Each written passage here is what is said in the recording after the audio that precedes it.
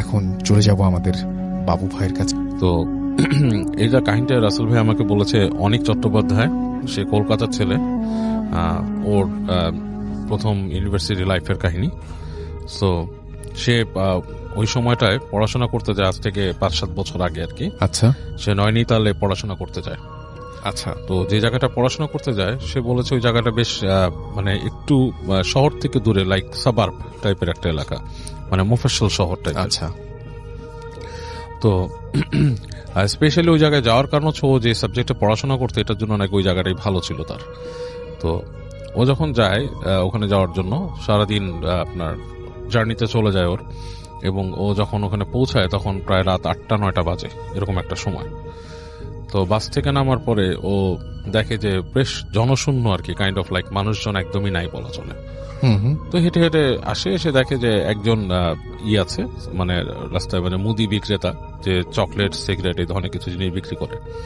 তো তার থেকে এসে সিগারেট কেনে এবং কিছু চকলেট কিনে, কেনার পরে ও জিজ্ঞেস করে যে আমি অমুক জায়গায় যাবো, এখানে কিভাবে কি পাবো, মানে আমার যাতায়াতের জন্য কি আছে, ব্যবস্থা আছে। আচ্ছা। তো সে বললো যে এখানে ওরকম ব্যবস্থা তো ওরকম নাই, কিছু পাবা না। তো এক ধরনের শ্যালো মেশিন টাইপের চালিত আর কি, একটা রিক্সা টাইপের আছে, আর আছে হচ্ছে এক ধরনের টাঙা, এবং সেই টাঙাগুলো তুমি পাবা কিনা এখন শিওর না। আচ্ছা। এটা হচ্ছে যে কারণ দিনের বেলায় এগুলো চলে যায় এখান থেকে, সন্ধ্যার পরে পাওয়া যায় না। তো তোমার জন্য ভালো হয়, রাস্তাটা সুবিধার না, তুমি এখানেই থেকে যাও, বাস স্ট্যান্ডে কোথাও থেকে যাও, এখান তো আরো 2-1 মানুষ আছে, ওখানে তো কাউরে পাবা না রাস্তায়। তো অনেক বলতেছে যে এত রাতের বেলা, মানে এমন কোনো রাত হয় নাই, 8টা-9টা বাজে, এই সময় তোমাদের এই এলাকাটা এত নিস্তব্ধ কেন হয়ে যায়? তো বলতেছে এটা গ্রামের জায়গা, অ্যান্ড এই মানে আর কি বেশ গ্রাম্য জায়গা, ইটস নট এ সিটি। এবং ওর সাথে কমিউনিকেশন করছে সে ইংলিশে। হ্যাঁ, মানে এটা সিটি না, এখানে তুমি এরকম সুবিধা পাবা না যেরকম যেতে চাও। সো তুমি যদি টাঙা পাও এটা তোমার জন্য ভাগ্যের ব্যাপার, টাঙা না পেলে তো কিছু করার নেই। তো যাই হোক, অনেক ওখানে দাঁড়িয়ে থাকে, দাঁড়িয়ে কর্নারে একটা জায়গায় সে সিগারেট খায়, বসে থাকে একটা ইসের পর, বসে চিন্তা করে যে এখন কি করব। এরকম চিন্তা করতে করতে সে চিন্তা করে যে আমি একটু আশেপাশে হেঁটে দেখি কি অবস্থা। আচ্ছা। এখানে তো বাস স্ট্যান্ডে টাঙা আলা নাও আসতে পারে। সো ও যেটা করে, ওর হাতের যে একটা লাগেজ ছিল, সে লাগেজটা হচ্ছে আপনার ট্রলি লাগেজ, টেনে নেয়, ওইটা নিয়ে সে হাঁটে। আচ্ছা। তো একটু সামনে যাওয়ার পরে ও হাঁটতে হাঁটতে যে দেখে যে দূরে মনে হচ্ছে ছায়ার মতো কিছু একটা দাঁড়ায় আছে গাছের ইসে, যে দুই পাশেই গাছ, মাঝখানে মনে করেন যে আলো পড়তেছে, আকাশের আলো কিছুটা, মানে এমন কোন আলো না, মানে অন্ধকারে হালকা গাছের ওই চাঁদের আলোতে জায়গাটা একটু একটু আলোকিত লাগছে। আচ্ছা।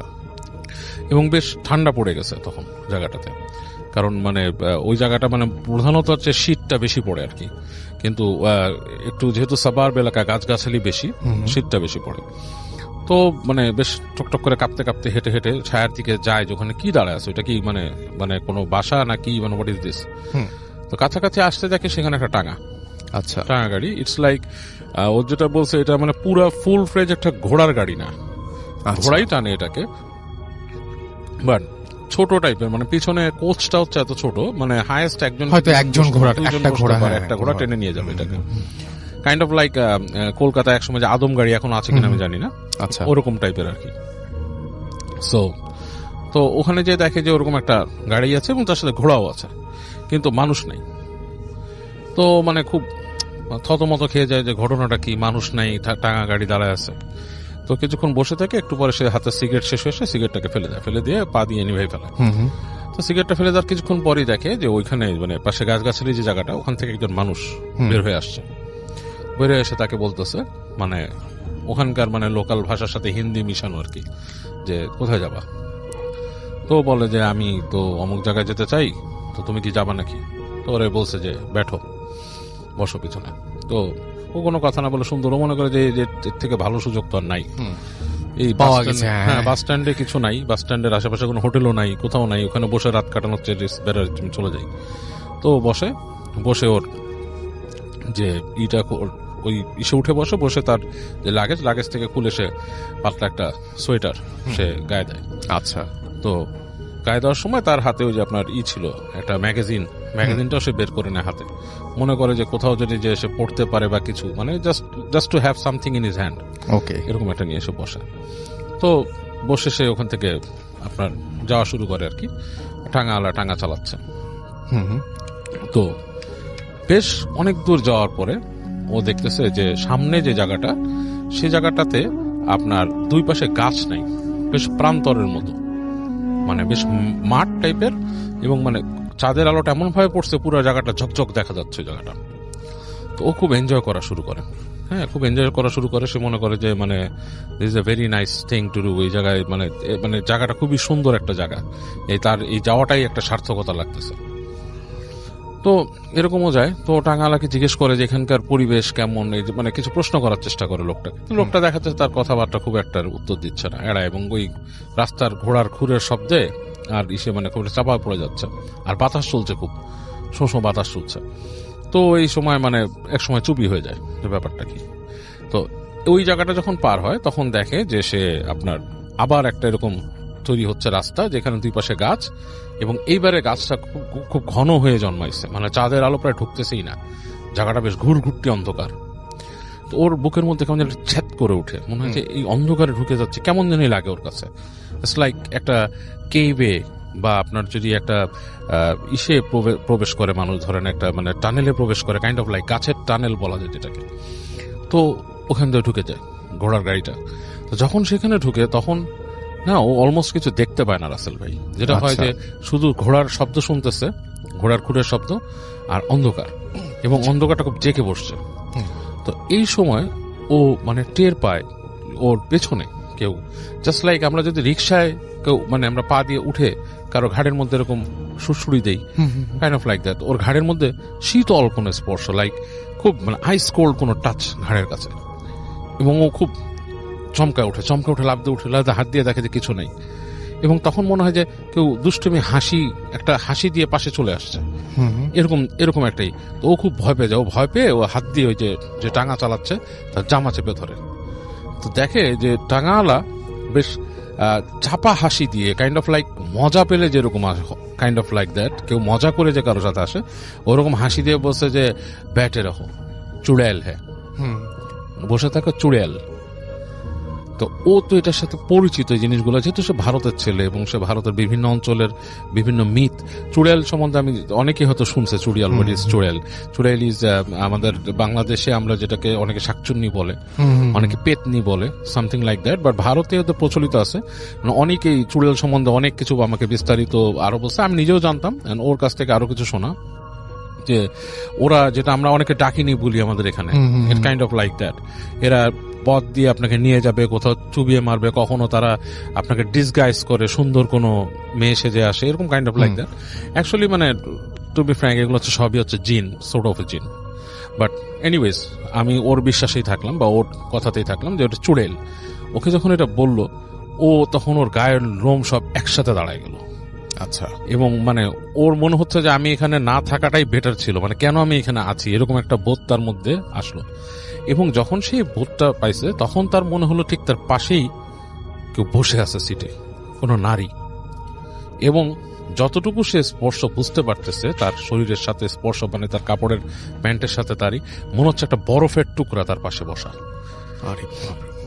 এবং মানে ও বলার মতো না, ইন দ্যাট পয়েন্ট ও যেটা করছে, ওর যে লাগেজ নিয়ে চিন্তা করছে যে আমি ওই গাড়ি থেকে লাফ দিয়ে পড়ে যাবো নিচে। বাট তখন সে মনে করছে এখান থেকে কোনোভাবে সরতে হবে আমাকে, হ্যাঁ এখান থেকে পড়লে তো আমি শেষ, মানে আমার এটা চিন্তা করে সে ওই মানে পড়ার চিন্তাটা মানে লাস্ট মোমেন্টে তার ওই জ্ঞানটুকু রাখছে যে সে ওখানে পড়েনি। সে চিন্তা করতেছে যে এখান থেকে বেরিয়ে যায় কোনো মতে। তো ওই যে গাড়িটা যখন নাকি ঠিক ওই দূরে দেখতেছে লাইট, ওই টানেলের মতো জায়গাটা যখন পার হয়েছে সে তখন ওখান থেকে লাফ দিছে, এবং সে কোনো লাগেজ টাগেজ কিছু ছাড়াই লাফ দিয়ে পড়ছে। ওখানে পড়ে সেই জায়গাটা পড়ছে, দেখছে সামনে ধুধু মাঠ, লাইক প্রান্তরের টাইপের, দৌড়ানো শুরু করছে। দৌড়াচ্ছে, ওর বুঝতে পারতেছে ওর পিছনে কিছু আসতেছে কিনা। দৌড়াতে অনেক দূর পর্যন্ত গেছে, যে দেখছে যে একটা বাসার মতো, মানে কয়েক সারি বাসা ওখানে আর কি, এরকম মানে একতলা বাসার মতো আছে, সেখানে হয়তো বার্ন টার্ন গোয়াল টোয়াল আছে এরকম কিছু। তো ওখানে বাসার সামনে গেছে, তো ফিরে দেখে যে পেছনে একটা নারী মূর্তি আসতেছে। নারী মূর্তি কিভাবে বুঝছে, সে চুল উঠতেছে, চাঁদের আলোয় দেখতেছে, এবং মানে সেটা মানে মানে খুব স্বল্প বসনা উড়ে আসতেছে, এবং মনে হচ্ছে মাটির থেকে মানে মাটিতে হেঁটে না, মানে মাটিতে বাতাসে সে ভেসে আসছে মাটির কাছাকাছি সময় ধরে। এবং ওর যখন খুব কাছে চলে আসছে তখন সে ওখানে জ্ঞান হারায় ফেলছে, তখন আর তার জ্ঞানটা থাকেনি। তো পরবর্তীতে মানে ও জানে না কতক্ষণ সে বেহুশ ছিল, ওর হুশ ফিরে দেখে যে একটা ঘরের মধ্যে সে, এবং সেখানে আপনার এই জ্বলতেছে, বাতি জ্বলতেছে কম পাওয়ারের, একটা লোক, তার সাথে একটা মহিলা, তারা, এবং সে মহিলাকে দেখেও ভয় পাওয়া শুরু করছে, প্রচন্ড ভয় পাচ্ছে। তখন তাকে বলতে, কি হয়েছে তোমার, জিজ্ঞেস করতেছো কেন? বলতেছে যে আমি তো আসছি, আমি বাইরের থেকে আসছি, ক্যালকাটা থেকে আসছি, এখানে এরকম এরকম সিচুয়েশন, কিছু কিছু বলতে পারছে আর কি। তখন তাকে বলছে যে এটা কিছু না, এখানকার রাস্তাঘাটে রাতের বেলা এরকম অনেক কিছু দেখা যায়, সো তুমি চিন্তা করো না, তুমি এখানে আসো আমাদের বাসায়, এটা তুমি থাকো, তারপর তোমাকে সকালে আমরা পৌঁছায় তার ব্যবস্থা করবো।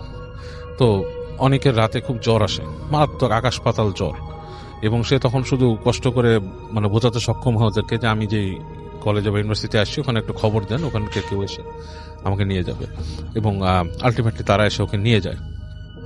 এবং ও ওখানে পরে ছিল বহুত দিন, ওখানে সে গ্র্যাজুয়েশনটা কমপ্লিট করছে অনেক, এবং ওই এলাকাতে এই ধরনের প্রচুর আরো মিথ আছে এবং আরো এই ধরনের কিছু কিছু কাহিনী আছে। সে বলছে যে he can send me over letter on, যে ওখানকার ঘটনা আরো যেগুলো আছে সেটা, মানে এই সাবার্ব এলাকা, কিছুটা পাহাড়ি টাইপের এলাকা হতে নাকি এই ধরনের জিনিস অনেক বেশি দেখে। আর এই চুড়েল টাইপের ব্যাপারটা কিন্তু রাসেল ভাই আমি এর আগে অনেকের কাছে শুনেছি, একটা ফার্স্ট হ্যান্ড এক্সপিরিয়েন্স, যে আমি শুনেছি যে আমার নানারা একসময় পাকিস্তানে থাকতো, যখন দেশ ছিল বিভাগের আগে, তখন ওনারা শুনেছিল যে ওনার এক ফ্রেন্ড এরকম একদম ফার্স্ট হ্যান্ড এক্সপিরিয়েন্স, আমার নানার বন্ধু, আমার নানা মারা গেছে এখন, বাট ওনার এক বন্ধুর কথা বলছি, যে উনি গাড়ি দিয়ে আসছিলেন এবং উনি দেখেছেন যে ঠিক আপনার গাড়ির সামনে একটা মহিলা দাঁড়িয়ে আছে, এবং ঠিক আমরা যেমন হিন্দি মুভি বা কোনোটাতে শুনি যে লাইক কালো কাপড় পরা বা সাদা কাপড় পরা, কাপড়ের কালারটা আমার ঠিক মনে নাই, বাট এখনো মনে আছে, বলছে যে দাঁড়িয়ে ছিল এরকম, এবং উনি ওখানে থামান নাই গাড়িটা, উনি চালায় গেছেন গাড়ি।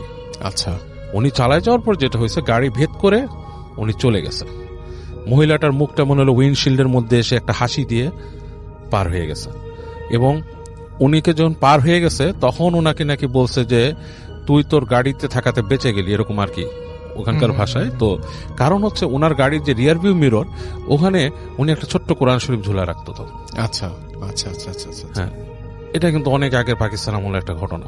তো এই ধরনের জিনিস ভারত পাকিস্তানের বিস্তীর্ণ অঞ্চলগুলোতে কিন্তু অনেকেই দেখে, চুড়েল বা ডাকিনি যেটাকে বলে। Thank you so much. চলে যাবো আমাদের পরবর্তী ঘটনায়। থ্যাংক ইউ রাসেল ভাই। আমি সোহাগ, জি, রাজশাহী থেকে, এখন মিরপুর 1-এ থাকি আমি। জি, ধন্যবাদ লিসনার্স। আমি যে ঘটনাটা বলবো তার আগে একটু শুধুমাত্র কিছু কথা বলে নিতে চাই। রাসেল ভাই, আপনাদের যে অনেকদিন আগে একটা এপিসোড হয়েছিল, এই এপিসোডটাতে আপনার একটা এপিসোডে প্রচার করেছিলেন যে কোনো একটা ছেলে 2008 সালে 25 ডিসেম্বর রাত্রে সে 2টা কয়েন নিয়ে উধাও হয়ে যায়। কয়েনগুলো অনেক পুরনো ছিল। আবার একই দিনে 25শে ডিসেম্বর রাত্রে 2009 সালে সে আবার তার ঠিক ওই জায়গায় ওই সময়টাতে ফেরত আসে। এই বিষয়টা হচ্ছে কি যে উধাও হয়ে গেল, আবার ফেরত আসলো। এই একটা বছরে তার বাবা মা অনেক পেপার পত্রিকা বা অনেক খোঁজাখুঁজি করেছে। জাস্ট এটা ছিল একটা ঘটনা, এটা তখনকার সময় একটা ঘটনা ছিল, এটা আমরা রেডিও ফুর্তিতে শুনেছি। বাট আমি যে ঘটনাটা বলবো সেটা হচ্ছে সিলেটের। লাস্ট ফ্রাইডেতে আমি হচ্ছে যে সিলেটে গিয়েছিলাম কোনো একটা কাজে, অফিসিয়াল কাজে। দেন আমি খুব পাশাপাশি হচ্ছে চা বাগান থাকার কারণে আমি ওখানে চলে যাই চা বাগান দেখার জন্য। দেন আমি যখন চা বাগানে যে পৌঁছাই তখন ওখানে যে কেয়ারটেকার থাকে, কেয়ারটেকারকে সাথে নিয়ে আমি চা বাগানের মধ্যে ঢুকি। সরি, জি। যখন চা বাগানে ঘুরছিলাম, ঘুরতে ঘুরতে ওই টিলাগুলোর উপরে যখন উঠি তখন ওই কেয়ারটেকারকে আমি একটা সময় যাওয়ার পরে জিজ্ঞেস করছিলাম যে আঙ্কেল, আপনারা যে এই চা বাগানে ঘুরেন তো কখনো কি এরকম ভৌতিক কোনো জিনিস আপনাদের সামনে আসে কিনা? তখন তিনি বলছিলেন যে হ্যাঁ, এরকম হয়, এরকমই একটা ঘটনা, তাহলে আপনাকে আমি শোনাই। তো উনি আমাকে বলছিল এই ঘটনাটা হচ্ছে 1991 সালের একটা ঘটনা। আমরা এই জিনিসটা জানি যে চা বাগানে যারা চা তুলেন, যারা এরা কিন্তু অনেক হচ্ছে কি যে মানে নিচু শ্রেণীর, বলতে কি যে সনাতন ধর্মাবলম্বী এরকম ধর্মের হয়ে থাকেন। তো এদের মধ্যে একজন লোক ছিলেন, উনি হচ্ছে মুসলমান ধর্মাবলম্বী। ওনার নাম ছিল হচ্ছে সুরুজ আলী। ওনার ফ্যামিলিতে ছিল হচ্ছে মানে যারা কাজ করেন তারা অত্যন্ত মানে খুব গরিব হয়ে থাকেন, দরিদ্র হয়ে হ্যাঁ, থাকেন। দরিদ্র ঘরের লোক ছিলেন। তো ওই সুরুজ আলীর এক ছেলে এক মেয়ে। তো মেয়ে 12-14 বছর বয়সী একটা মেয়ে, আর সেই ছেলেটা হচ্ছে ছোট ছেলে। তো সুরুজ আলী এবং তার স্ত্রী দুইজন একসাথে হচ্ছে কি যে ইয়েতে চলে যায়, চা তুলতে চলে যায়। প্রত্যেক দিনই 2 শিফটে চা তুলেন, সকাল 6টা থেকে অলমোস্ট 12টা পর্যন্ত, আবার এদিকে দুপুরের খাবারের পরে মোটামুটি 2টা থেকে একেবারে সন্ধ্যা 6টা পর্যন্ত। যদি শীতের দিন হয় তাহলে আরো আগে চলে আসেন। তো এইভাবে চা তুলেন। তো যাচ্ছিল দিন, এভাবেই যাচ্ছিল। তো সুরুজ আলীর সাথে সুরুজ আলীর স্ত্রীও যখন চলে যায়, মাঝে মাঝে সুরুজ আলীর যে মেয়ে উনিও চলে যান চা তুলতে। এটা তাদের একটা সংস্কৃতি বলা চলে যে বংশ পরম্পরায় চা তুলতেই হয়। তো উনিও চলে যান। এরকম যখন চা তুলতে চলে যান, একদিনকে বাসায় সুরুজ আলীর মেয়ে আর সুরুজ আলীর ছেলে একাই ছিলেন। তো প্রায়ই দেখা যেত যে ওদের বাড়ির দরজায় নক হচ্ছে, অ্যাজ লাইক টিক টিক করে নক করছে, করার পরে বলছে সুরুজ মিয়া চলো যাই, চা তুলতে যাই। তো এইরকম বলে কি যে ওই সুরুজ আলীর মেয়ে তখন দরজা খুলে বলে যে বাবা তো চলে গেছে, কিন্তু দরজা খুলে কাউকে দেখতে পায় না। আচ্ছা, এরকম 2-3 দিন যখন হওয়ার পরে তখন ওই মেয়েটা ওনার মাকে বলছে, আম্মা দেখো যে প্রত্যেক দিনই তোমরা চলে যাওয়ার পরে এরকম ডাক দেয় আর হচ্ছে কি যে কাউকে দেখতে পায় না। তো ওনার মা বলে কি যে এটা কোনো কিছু না, হয়তো বা কেউ মানে একটু মস্করা করে এই জিনিসটা করছে। দেন একদিন কি হয়েছে যে সুরুজ আলী এবং সুরুজ আলীর স্ত্রী চা তুলতে চলে গেছে, অ্যাজ লাইক 1:45টার দিকে, দুপুরবেলা, একেবারে সানি রে, দুপুরবেলা 1:45টার দিকে সুরুজ আলীর মেয়ে উনিও চলে গেছে চা তুলতে। চা তুলতে যাওয়ার সময় তখন বলছে কি যে উনি যখন আস্তে আস্তে চা তুলতে, আমরা তো জানি চায়ের চা বাগানটা টিলার মধ্যে হয়, আস্তে আস্তে উপরে উঠে যায়। তো সুরুজ আলীর মেয়ে চা তুলতে তুলতে একটা সময় মাঝামাঝি টিলাতে যখন গেছে, তখন তিনি দেখছে কি যে ওনার সাথে আরো অনেকেই চা তুলছে, অনেকজন চা তুলছে, একসাথে চা তুলছে। দেন মনোযোগ সহকারে সে চা তুলছে, চা তুলতে তুলতে একটা সময় সে টপ অফ দ্য হিল, একেবারে মানে ওই টিলাটার একেবারে উপরে উঠে যায়, চূড়ায় উঠে যায়। উঠে যাওয়ার পরে ওর গোটা শরীরে একটা ফ্লো, একটা গরম উইন্ড, একটা ফ্লো জোরে এসে ধাক্কা দেয়। ধাক্কা দেওয়ার সাথে সাথে তার চোখ সব বন্ধ হয়ে যায়, চোখ জ্বলা শুরু করে। তখন চোখ জ্বলা শুরু করে যখন তো চোখ বন্ধ হয়ে যায়, তখন সে হালকা করে তাকায়, দেখে যে তার সাথে যারা ছিলেন, চা বাগানে যতগুলো লোক ছিল চা তুলছিল, তারা একজনও নাই। তারপর তার চোখটা আবার বন্ধ হয়ে যায়, মানে খুব বেশি জ্বলছিল।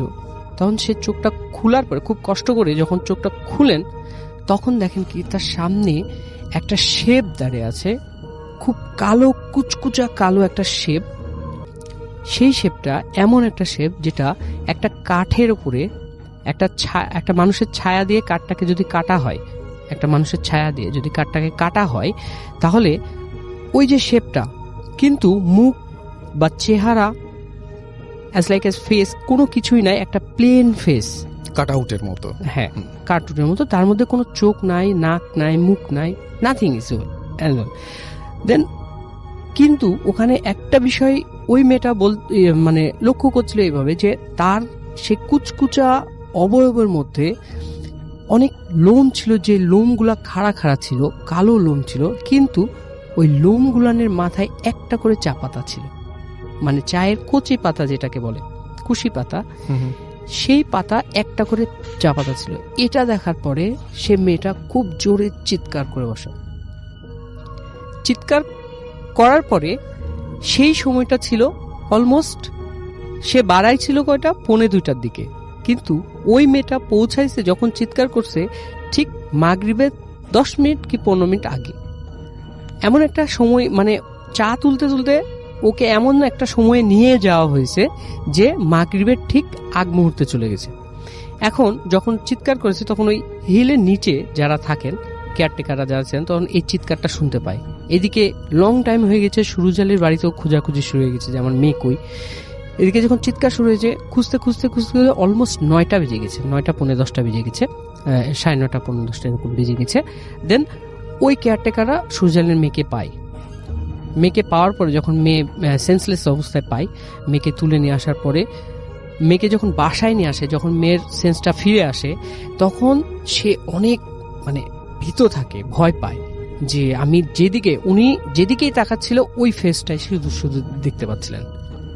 তার মা কি, তার বাবা কি, কিচ্ছু না, শুধু ওই ফেসটা দেখতে পাচ্ছে। এটার পরে তার মানে একটু অসুস্থ হয়ে পড়ে, তখন তাকে একটা হুজুরের কাছে নিয়ে যায়, সুরজালি একটা হুজুরের কাছে নিয়ে যায়। হুজুর তখন বলে কি যে আপনার মেয়ে অলমোস্ট দুপুর বেলায় বের হয়েছিল, আর এটা তো আমরা জানি যে দেখা যায় কি যে এমনও অনেক কিছু জায়গা আছে দিনের বেলায়, এমন কিছু কিছু সময় আছে দিনের যে সময়গুলোতে দেখা যায় যে ওরাও একটা জাতি, ওরা অশরীরী বলেন বা যে জিন বলেন, যেটা বলেন না কেন, ওরা হাঁটাচলা করে বা এই জায়গাতে তাদের একটু ডিস্টার্ব হয়েছে, এই জন্য তাকে এই জিনিসটা দেখানো হয়েছে। সো এখন কি হলো, হুজুর তাকে বলল কি যে আমার একটা তাবিজ দিয়ে দিচ্ছে, এই তাবিজটা আপনি রাখেন। তাবিজ দিয়ে দিয়েছে, সবকিছু ঠিক। মাঝখানে 4টা বছর কেটে গেছে, কিচ্ছু হয়নি, সব নর্মাল। সবাই বলে কি যে সুরজালির মেয়ে একেবারে ফ্রেশ, ঠিক আছে, সবকিছু ঠিক হয়ে গেছে। এরপরে একদিন হঠাৎ করে দেখে কি সুরজালির মেয়ে, তার হাতে ওই তাবিজটা নাই। তাবিজটা কোথায় ছিঁড়ে পড়ে গেছে সুরজালির মেয়ের মানে খেয়াল নাই। সুরজালির মেয়ে বলছে যে আম্মু দেখো আমার হাতে কিন্তু ওই তাবিজটা নাই। আর মা বলছে 4টা বছর কেটে গেছে, এটা অ্যাজ ইউজুয়াল কোনো কিছুই না, এটা আর কিছুই হবে না। তখন বলল কি, তখন এইভাবে চলতে চলতে একদিনকে কি হলো যে সুরজালির মা, সুরজালির স্ত্রী আর সুরজালির চা তুলতে চলে গেছে। সেই দিনও একইভাবে ওই মেয়ে চা তুলতে বের হয়ে গেছে।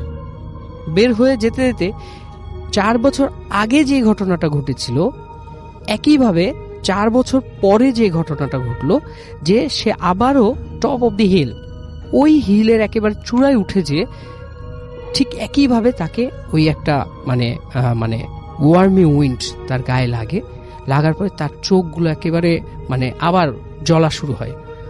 যখন জ্বলা শুরু হয় তখন এই জিনিসটা ও বুঝতে পারে। তখন সে আবার চিৎকার করে, চিৎকার করার পরে বলে কি যে আমাকে তোমরা নিয়ে যাও, আমাকে নিচে নিয়ে যাও। তখন যারা চা তুলছিলেন তারা সবাই মিলে তাকে নিয়ে নিচে নামিয়ে নিয়ে আসেন। নামানোর পরে নিচে যে রাস্তাগুলো থাকে ওই রাস্তার উপরে বসায় তাকে পানি টানি খেতে দেন। পানি টানি খেতে দেওয়ার পরে একেবারে সুরজালির মেয়ে নর্মাল, কোনো সমস্যা নেই। সবাই মনে করলো যে হ্যাঁ ঠিক আছে, ভালো হয়ে গেছে, আমরা সবাই চা তুলতে যাই। চা তুলতে যাওয়ার পরে যেটা হলো যে সবাই দেখছে যে কালো মেঘ উড়ে আসছে, কিন্তু ওই সময়টা কোনোভাবে মেঘ আসার কথা না, কারণ একটা সানি ডে ছিল। ওই সময়টা হঠাৎ করে কালো এক পশলা মেঘ চলে আসে। সবাই দেখছে মেঘ আসছে, কিন্তু সুরজালির মেয়ে ওই মেঘগুলাকে খেয়াল করছে যে হ্যাঁ আমার সামনে চলে আসছে। আর ওই মেঘগুলানের মধ্যে মেঘের মতো যে কালোভাবে একটা চলে আসছে, ওইটা সুরজালির মেয়েকে চারিদিক দিয়ে ঘিরে নিচ্ছে। আর সবগুলাই ছিল ওই মানে যে ফেসগুলো ছিল, যে ফেসটা, যে অবয়বটা সে দেখেছে, এই ফেসের চারিদিক দিয়ে তাকে ঘিরে ফেলছে।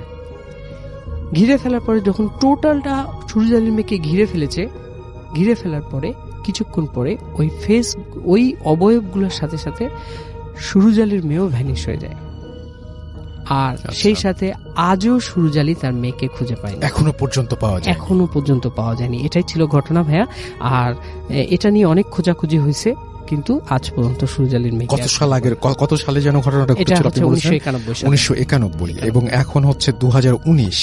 এই এতগুলো বছরে তাকে আর খুঁজে পাওয়া যায়নি, সে ফিরেও আসেনি। আমি কেন বললাম যে আগের ঘটনাটা যেটা বললাম যে ওই যে ছেলেটাকে নিয়ে গেছে, বাট আবার দিয়ে গেছে, বাট সুরজালির মেয়েকে নিয়ে গেছে কিন্তু আজ পর্যন্ত আর দিয়েছে, এবং সবার সামনেই সে ভ্যানিশ হয়ে যায়। সবার সামনে থেকে ভ্যানিশ হয়ে গেছে। কারণ ওখানে যারা ছিলেন তাদেরকে বলা হয়েছে যে তোমরা কি দেখেছো? হ্যাঁ আমরা নামিয়ে নিয়ে আসছি, আপনার মেয়ে চিৎকার করেছে, আমরা সবাই ধরে নামিয়ে নিয়ে আসছি, তাকে পানি টানি খেতে দিয়েছি, তারপরেই তো এই ঘটনা। ওকে, আপাতত আমরা চলে যাচ্ছি আবার বাবু ভাইয়ের কাছে। সবাইকে ধন্যবাদ কাহিনীগুলো ভালো লাগার জন্য, আপনাদের জন্য কষ্ট করে কালেক্ট করা। যাই হোক, এটা হচ্ছে তপুর কাহিনী। রাসেল ভাই সে আমাদের মোহাম্মদপুর এলাকার ছেলে। আচ্ছা। কিন্তু তার স্পেসিফিক লোকেশন বলবো না, তার যেখানকার কাহিনী। মোহাম্মদপুর অনেক বড় এলাকা, জি সেখান থেকে সেটাই। তো তপুর ব্যাপারটা হচ্ছে সে মোহাম্মদপুরে যে অঞ্চলটা থাকে সে অঞ্চলটা বেশ নিরিবিলি। আচ্ছা, বাট এটা লালমাটিয়া না। আচ্ছা, একটু বলে দিলাম। আচ্ছা, হ্যাঁ, তো বেশ নিরিবিলি একটা জায়গা, মানুষ বুঝেই ফেলবে মোহাম্মদপুরের নিরিবিলি জায়গা, একদম আমার চোখের সামনে ভাসছে। হ্যাঁ, তো যাই হোক, তো তপু যেখানে থাকতো, তপুর নামটাও কিন্তু একটু চেঞ্জ করা আছে। হ্যাঁ, এর তপু নিজেই বুঝবে, আর কেউ বুঝবে না হয়তো। আচ্ছা, তো যাই হোক, ও যেখানটা থাকতো সেই জায়গাটা হচ্ছে যে আপনার বেশ নিরিবিলি, এবং ওদের একটা 3 তলা বাড়ি ছিল ওখানে। এবং ওদের বাসায় ওর বড় ভাই থাকতো, বিদেশে চলে গিয়েছিল, আর ওর আম্মু, ও আর ওর বোন থাকতো। তো ওর আম্মুর অ্যাজমা প্রবলেম ছিল, উনি মাঝে মাঝে অসুস্থ হয়ে যেতেন। তো তখন ওনাকে ডাক্তার দেখাইতে হতো, এবং মাঝে মাঝে মানে খুব খারাপ অবস্থা হতো।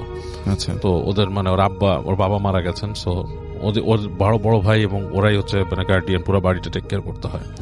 তো এরকম অবস্থায় একদিন এরকম রাতের বেলা, তখন এরকম 1-2টা বাজে আর কি, বেশ নীরব হয়ে গেছে। আর ওই সময়টাতে মানে আজ থেকে 10-15 বছর আগে তখন কিন্তু মোহাম্মদপুর জায়গাটা মানে আরেকটু, ঢাকা শহরটাই আরেকটু ব্যাকওয়ার্ড ছিল আর কি। এতটা আধুনিকতাটা মানে এখন খুব বেশি গাড়ি ঘোড়া, তখন একটু কম ছিল।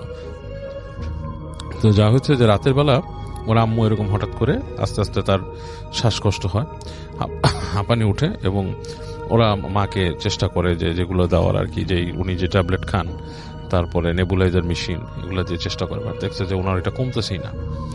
এমন একটা অবস্থায় গেছে যে ওনাকে মানে মানে ঠিক করে রাখা যাচ্ছে না, শ্বাস উঠতেছে পড়তেছে। তো ওর বোন তখন বলে যে তবু তুই এখন যেভাবে যাক, তুই নিয়ে আয়, ডাক্তার নিয়ে আয়। ডাক্তার সাহেব একজন ডাক্তার ছিলেন, তিনি ওদের এলাকাতেই থাকতেন, বাট এটা হচ্ছে একটু পেরিফেরির দিকে, মানে মেইন রোডের কাছাকাছি আর কি, মানে যেই মেইন রাস্তাটা আছে ওটার কাছে। তো এবং ওদের ফ্যামিলির সাথে অনেক বেশি অ্যাটাচ ডাক্তারটা, এবং উনি ওনার চিকিৎসা করে থাকেন সবসময়। তো বলছে যে ওই আঙ্কেলকে নিয়ে আয়, কাজ আম্মাকে এই অবস্থা হাসপাতালে নেওয়া সম্ভব না, ওনার যে অবস্থা। আমরা চেষ্টা করতেছি ওনাকে ওই যে ইনহেলার, নেবুলাইজার এগুলো দিয়ে যতটুকু রাখার আমি চেষ্টা করছি, তুই নিয়ে আয়। এবং তপুতের বাসাটাও বেশ পুরান ছিল, এবং ওখানে যে কাহিনী আছে যে তপুর যে দাদা, সে ওইখানে উনি ফার্স্ট আসেন, এবং উনিও বেশ আপনার করতো আর কি, যে কি বলে মানে জিন টিন কি সাধনা করতো আর কি। সেই তোদের বাসাটাও যে খুব মানে খুব ভালো ভয়ের না এরকম না, আমাদের গা ছমছম করতো, আমরা ফ্রেন্ডরা মাঝে মাঝে 2-1 জন যেতাম ওখানে। যাই হোক, সো তপু কি করে রাতের বেলা 1-2টার দিক বের হয়, এবং বের হয়ে সে যখন হেঁটে হেঁটে আসতেছে, বাসার থেকে বের হয়ে সামনে আসে, ঠিক যখন রাস্তাতে আসে, গেটটা পার হয়ে তাদের যখন নিচে আসে, তখন দেখে ঠাস করে পুরো এলাকার ইলেকট্রিসিটি চলে গেছে, মানে ব্ল্যাক আউট, পুরো এলাকাটা ব্ল্যাক আউট হয়ে গেছে। এবং রাত 1-2টার সময় ব্ল্যাক আউট হলে কিন্তু রাসেল ভাই একটা অন্যরকম পরিবেশ তৈরি হয়।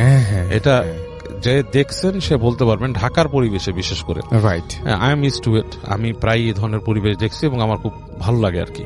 বাট অনেকের হয়তো ভালোর থেকে ভয় বেশি লাগতে পারে, এবং রাতের বেলা একা থাকলে আরো ভয়টা বেশি লাগার কথা। সো রাত 1-2টার সময় যখন কিছু নাই, পুরো একটা মানে অঞ্চলে, তো যখন কারেন্ট চলে গেছে, ওর কাছে ফার্স্টে একটা ধাক্কা লাগছে। আর তবু বেসিক্যালি খুব সাহসী না, ও এমনি একটু ভয় পায়। তো এই অবস্থায় ও মানে কিছুক্ষণ থেমে দাঁড়ায় যে ও কি বাসায় ফিরে যাবে, নাকি ও আপনার যাবে ডাক্তার সাহেবের কাছে, আঙ্কেলের কাছে। তো এটা চিন্তা করে ডিসাইড করে যে বাসায় ফিরে যেয়ে তো আসলে মানে কোনো লাভ নেই, আমি আঙ্কেলের কাছেই যাই। তো হেঁটে যেতে থাকে, ও ওই বাসার দিকে হেঁটে যেতে থাকে আঙ্কেলের বাসার দিকে। তো ঘুরে ঘুরে যখন নাকি ও এখানে একটা গলি আছে, একটা বাঘটা নেওয়ার পরে সামনে গেলে যে একটা মাঠের পাশে একটা বট গাছ আছে। আচ্ছা, বেশ বড় বট গাছ, ঝুরি টুরি আলা বট গাছ। হ্যাঁ, আচ্ছা, ওটা বট গাছ না, অন্য কোনো গাছ হতে পারে, মানুষ লোকেশন যে চাই না, গাছ আছে আর কি, বড় একটা গাছ, এবং সেই গাছটা ওখানে মানে বেশ ঝুরি টুরি আলা। আচ্ছা, তো ও যখন গাছটার কাছাকাছি আসে, ও দেখে যে গাছের গোড়ায় প্রায় 5-7টা কুকুর। আচ্ছা, কুকুরগুলো খুব ঘেউ ঘেউ ঘেউ ঘেউ ঘেউ করতেছে। তো ও জানে ওদের এলাকা সম্বন্ধে এতটুকু সে অ্যাওয়্যার যে এই জায়গাটার মধ্যে সাধারণত কুকুর থাকে না, ভবঘুরে কুকুর প্রায় নাই বললেই চলে। হ্যাঁ, ওই যে কুকুর আছে সেগুলো বাসার কুকুর, হ্যাঁ, মানে মানুষের বাসায় পালা কুকুর, এবং সারা এগুলো ঘেউ ঘেউ করে না। আর ভবঘুরে কুকুর খুঁজতে গেলে আরো ওই জায়গায় চলে যাবে, মেন রোডের ওদিকে বা অন্য আরেকটা এসে। তো ও মানে একটু থতমত খায় যে এখানে কি রাতের বেলা আসলে কুকুর আসে, তখন সে কনফিউজ হয়ে যায় যে ব্যাপারটা কি। তো কুকুরের ভয়টা বেশ ভাবে ধরে যে কুকুর কামড় যদি দেয়, তো তারপরেও সাহস করে করে হেঁটে হেঁটে সামনের দিকে যায়। তো যে যখন নাকি ঠিক ওই গাছের পাশ থেকে ক্রস করছে, কুকুরগুলো ওকে তখনও নোটিস করেনি। আচ্ছা, ও যখন গাছের কাছে আসলো তখন কুকুরগুলো পুরো চুপ থম মেরে গেছে। থম মেরে ও দেখছে, ওর দিকে তাকাইছে, এবং ও তখন প্রত্যেকটা কুকুর জানেন রাতের বেলা এমনি চোখগুলা কেমন জলজল করতে থাকে। রাইট। হ্যাঁ, তো দেখছে কুকুর ভেতর থেকে শুধু গরর গরর করতেছে ওকে দেখে। আচ্ছা, সো ও প্রচন্ড রকম ভয় পায়, আর এটাও সে জানে যে আমি যখন দৌড় দেই নির্ঘাত আমাকে কামড় দিবে। রাইট। হ্যাঁ, এবং সে আস্তে আস্তে করে হেঁটে হেঁটে হেঁটে হেঁটে কুকুরগুলাকে পার হয়, এবং ও ফাইন্ড আউট করে যে কুকুরগুলা ওকে ফলো করা শুরু করছে। আচ্ছা, মানে দৌড়ে দৌড়ে আসে, কাছাকাছি আসে, আবার দুইবার ঘেউ ঘেউ করে, আবার চলে যায়, আবার দাঁড়া গড় গড় করে, একটা নিরাপদ একটা ডিস্টেন্স রেখে ওর সাথেই কাজ করতেছে। আচ্ছা, তো ফাইনালি এরকম করতে করতে রাস্তার মধ্যে ওই আঙ্কেলের ওই যে বাসাটায় আসে, তখনও কারেন্ট আসে না, এবং পুরা দেখা যাচ্ছে ওটা আঙ্কেলের বাসা কিন্তু 4-5টা ব্লক, মানে অনেকগুলো ব্লক পড়ে। তো বেশ খানিকটা হেঁটে আসতে হয়েছে, তো এসে দেখে তখনও কারেন্ট আসেনি। তো ওই বাসার গেটে অনেকক্ষণ নক করে খুলে না। একসময় দারোয়ান আসে, কি হয়েছে, তো যে বলে যে এরকম যে আঙ্কেলকে দরকার, আমার আম্মা তো অসুস্থ হয়ে গেছে এসে। তো উনি ওই দারোয়ান ভিতরে যে খবর দেয় অনেকক্ষণ পরে ওই আঙ্কেলের বাসার একজন আসে, এসে তাকে বলে যে আব্বা তো ঘুমাইছে, উনি ঘুমের ওষুধ খেয়ে ঘুমাইছে, মানে ওনার ব্লাড প্রেশার হাই। আচ্ছা, তো উনি বলে যে এরকম এরকম এরকম, তো ওনাকে বলেন, তখন বলতেছে আচ্ছা ঠিক আছে, আব্বাকে বলতেছি, আর তুমি কি দাঁড়াবা নাকি তুমি চলে যাবা? আচ্ছা, তো বলে আমি দাঁড়াই, আঙ্কেলকে সাথে যাই।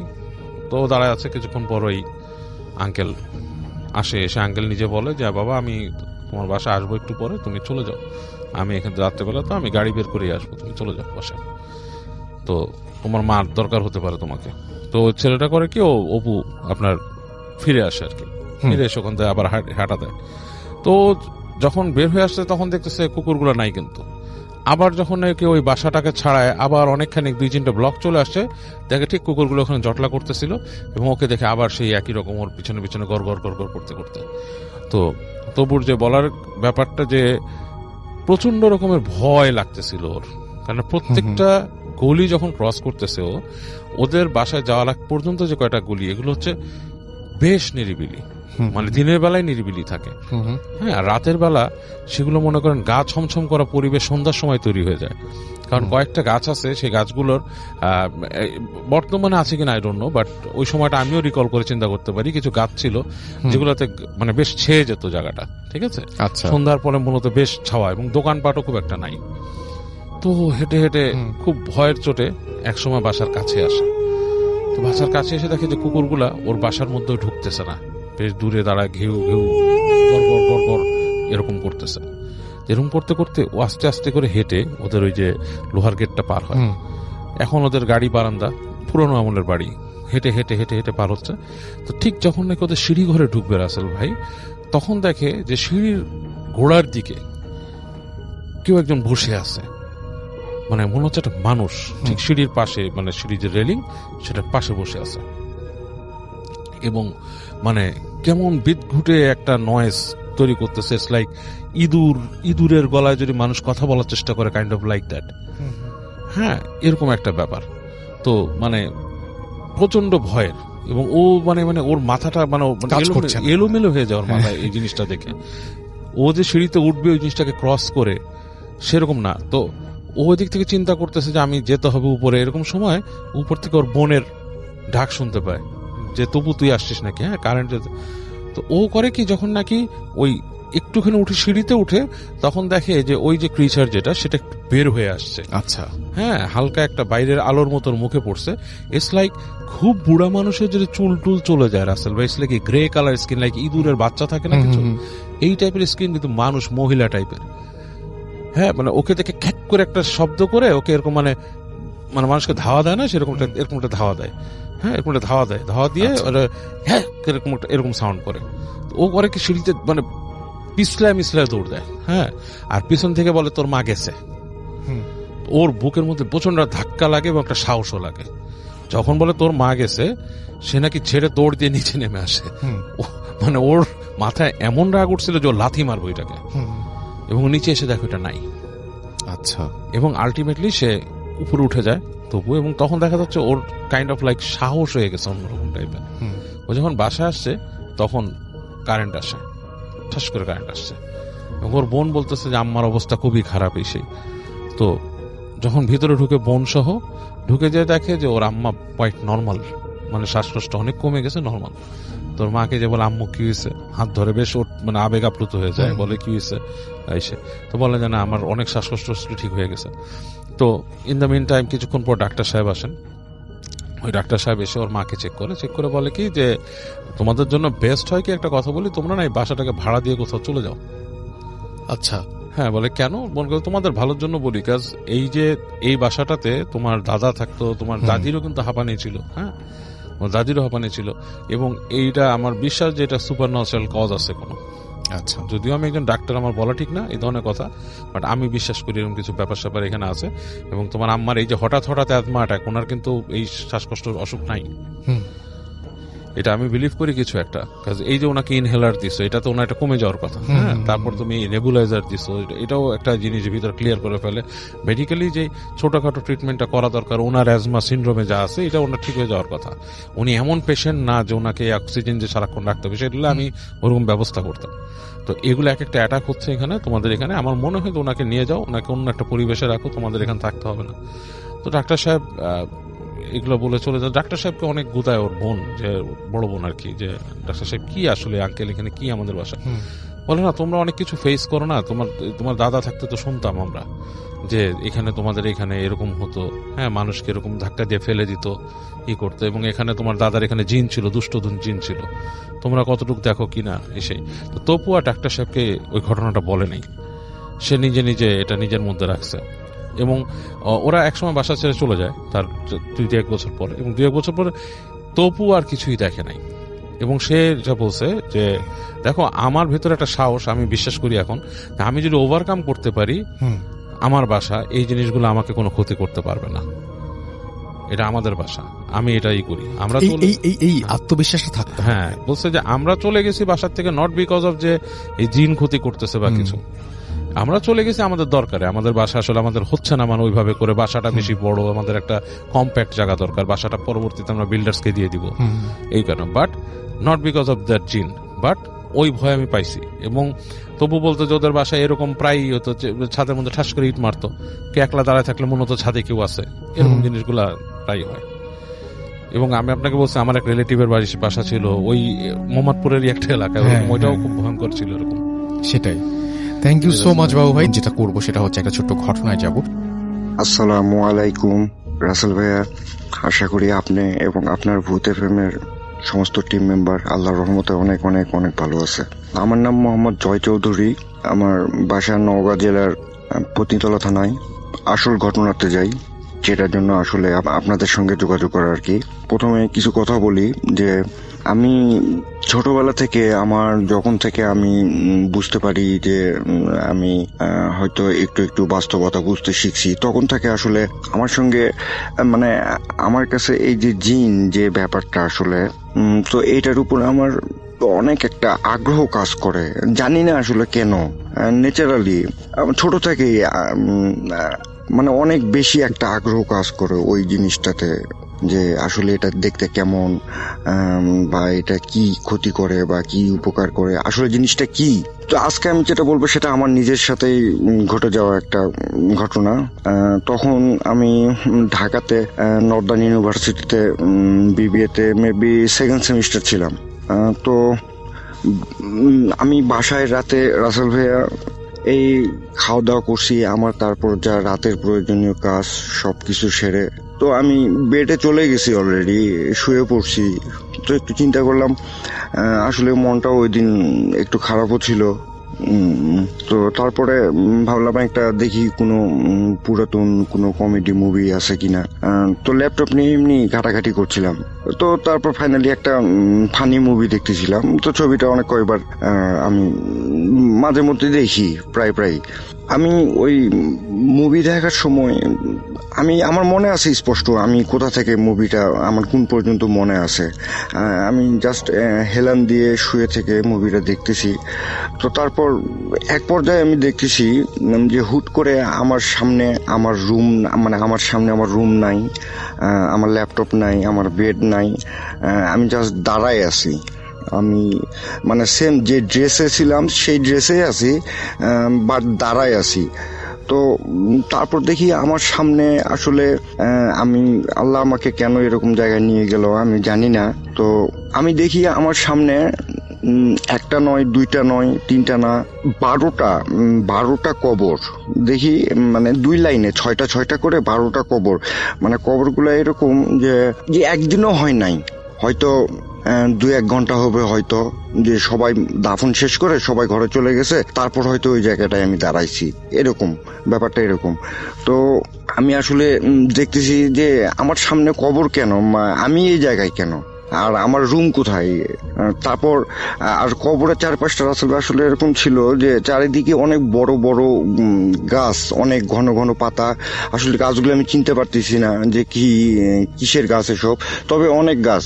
তো তারপর আমি এখন মানে একা একা কথা বলার চেষ্টা করতেছি যে মানে আমি এখানে কেন, আমি আসলে এটা তো আমি কখনোই আশা করি নাই বা কখনো চিন্তাও করি নাই এরকম একটা জায়গায় দাঁড়াবো। তো তারপরে আমি খোঁজার চেষ্টা করতেছি যে এখান থেকে আমি বেরোবো কিভাবে বা এই জায়গা থেকে আমি চলে যাব কিভাবে। তো লাস্ট কবরে যে আমার সামনে ঠিক লাস্ট কবরে একটা কোনায় দেখি আমার একটা ফ্রেন্ড, এটা আমি ক্যান্টনমেন্টে যখন পড়তাম, আমার ইন্টার লাইফটা ক্যান্টনমেন্টে, বগুড়া ক্যান্টনমেন্টে, তখন ওখানে আমার একটা ফ্রেন্ড ছিল, ওর নাম হলো মেহেদি হাসান খান, তবে আমি ওকে খান বলে ডাকতাম।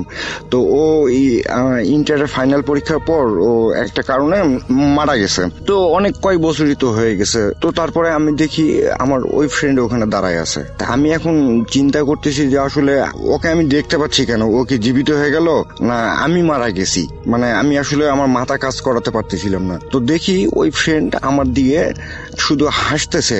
আসলে আমি আপনাকে বোঝাতে পারবো না যে হাসিটা আসলে কেমন, মানে রাগ করে হাসতেছে না মানে আনন্দ হাসতেছে, মানে আসলে আমি বুঝতে পারতেছি না মানে হাসি টাইপটা কেমন। তো যাই হোক আমার দিকে অবাক এক দৃষ্টিতে তাকায় হাসতেছে। তো আমি অনেক চেষ্টা করছি আসলে, মানে আমি কেমন যেন চোখের দিকে তাকানোর পর আর ওর চোখ থেকে আমার চোখটা মানে হটাইতে পারতেছি না। তো তারপর আমি বলতেছি যে খান তুই এখানে কেন আর আমি এখানে কেন, তুই কি মানে জীবিত হয়েছিস না আমি মারা গেছি, আসলে আমি বুঝতে পারতেছি না। ও আমার একটা প্রশ্নেরও মানে কোনো উত্তর দেয় না, ও শুধু হাসে। তারপর আমি যখন আমি বলতেছি তুই দাঁড়া আমি আসতেছি তোর কাছে, তখন আমার কথা শুনে দেখি ও উল্টা দিকে জোরে জোরে হাঁটা শুরু করছে, আমার দিকে আর তাকায় নাই, মুখ সোজা ঘুরে নিয়ে জোরে জোরে হাঁটা শুরু করছে। তো আমি এখন চিন্তা করতেছি যে আমি মানে ওর কাছে যাওয়ার জন্য আমিও একটু জোরে হাঁটা শুরু করছি। তো আমি এখন চিন্তা করতেছি যে আসলে কবরটা আমি আপনাকে একটু বলে নিই যে কবরটা 2 লাইনে আছে, 6টা করে, আর চারপাশেই গাছ। তো আমি এখন চিন্তা করতেছি যে তাহলে ডান পাশ দিয়ে যাই, কিন্তু ডান পাশ দিয়ে লাস্ট কবরের আসলে লাস্ট কবর যেখানে তার ডান পাশে একটা বড়ই গাছ, রাসেল ভাইয়া, বড়ই মানে অনেক বড় একটা গাছ, কিন্তু সবগুলোতে ওই বড়ই যেটা কুল বলি আমরা, আসলে ওই বড়ই গাছ অনেক কাঁটা। তো মানে গাছটা আসলে এমন ভাবে আছে যে এই লাস্ট কবরের অর্ধেক পর্যন্ত আছে আসলে গাছের ডালপালা সবের। তো আমি এখন যাওয়ার সময় আর আমি ওর দিকে তাকায় আছি যে আমার ফ্রেন্ড আরো জোরে হাঁটে যাচ্ছে। তো আমি এখন ওকে বলতেছি যে তুই দাঁড়া দাঁড়া দাঁড়া। তো ও মানে আমার কোনো কথা মানে ও মনে হয় শুনতেই পারেনি, মানে ব্যাপারটা এরকম দিয়ে ও সোজা হেঁটে যাচ্ছে। তো আমি এখন যাওয়ার চেষ্টা করতেছি, তো জোরে হাঁটা যখন আমি শুরু করছি, তো ওই মানে বড়ই গাছটার মানে আমি কবরটা আসলে সাইড দিয়ে একটু যাইতে চাইছিলাম। তো ওই বড়ই গাছের যে একটা ডাল ছিল, ওই ডালে অনেক কাঁটা ছিল। তো ওই কাঁটার সঙ্গে আমার হাতটা লেগে মানে অনেক জোরে দেখি এখান থেকে এত বড় একটা আঁচড় লেগে গেল।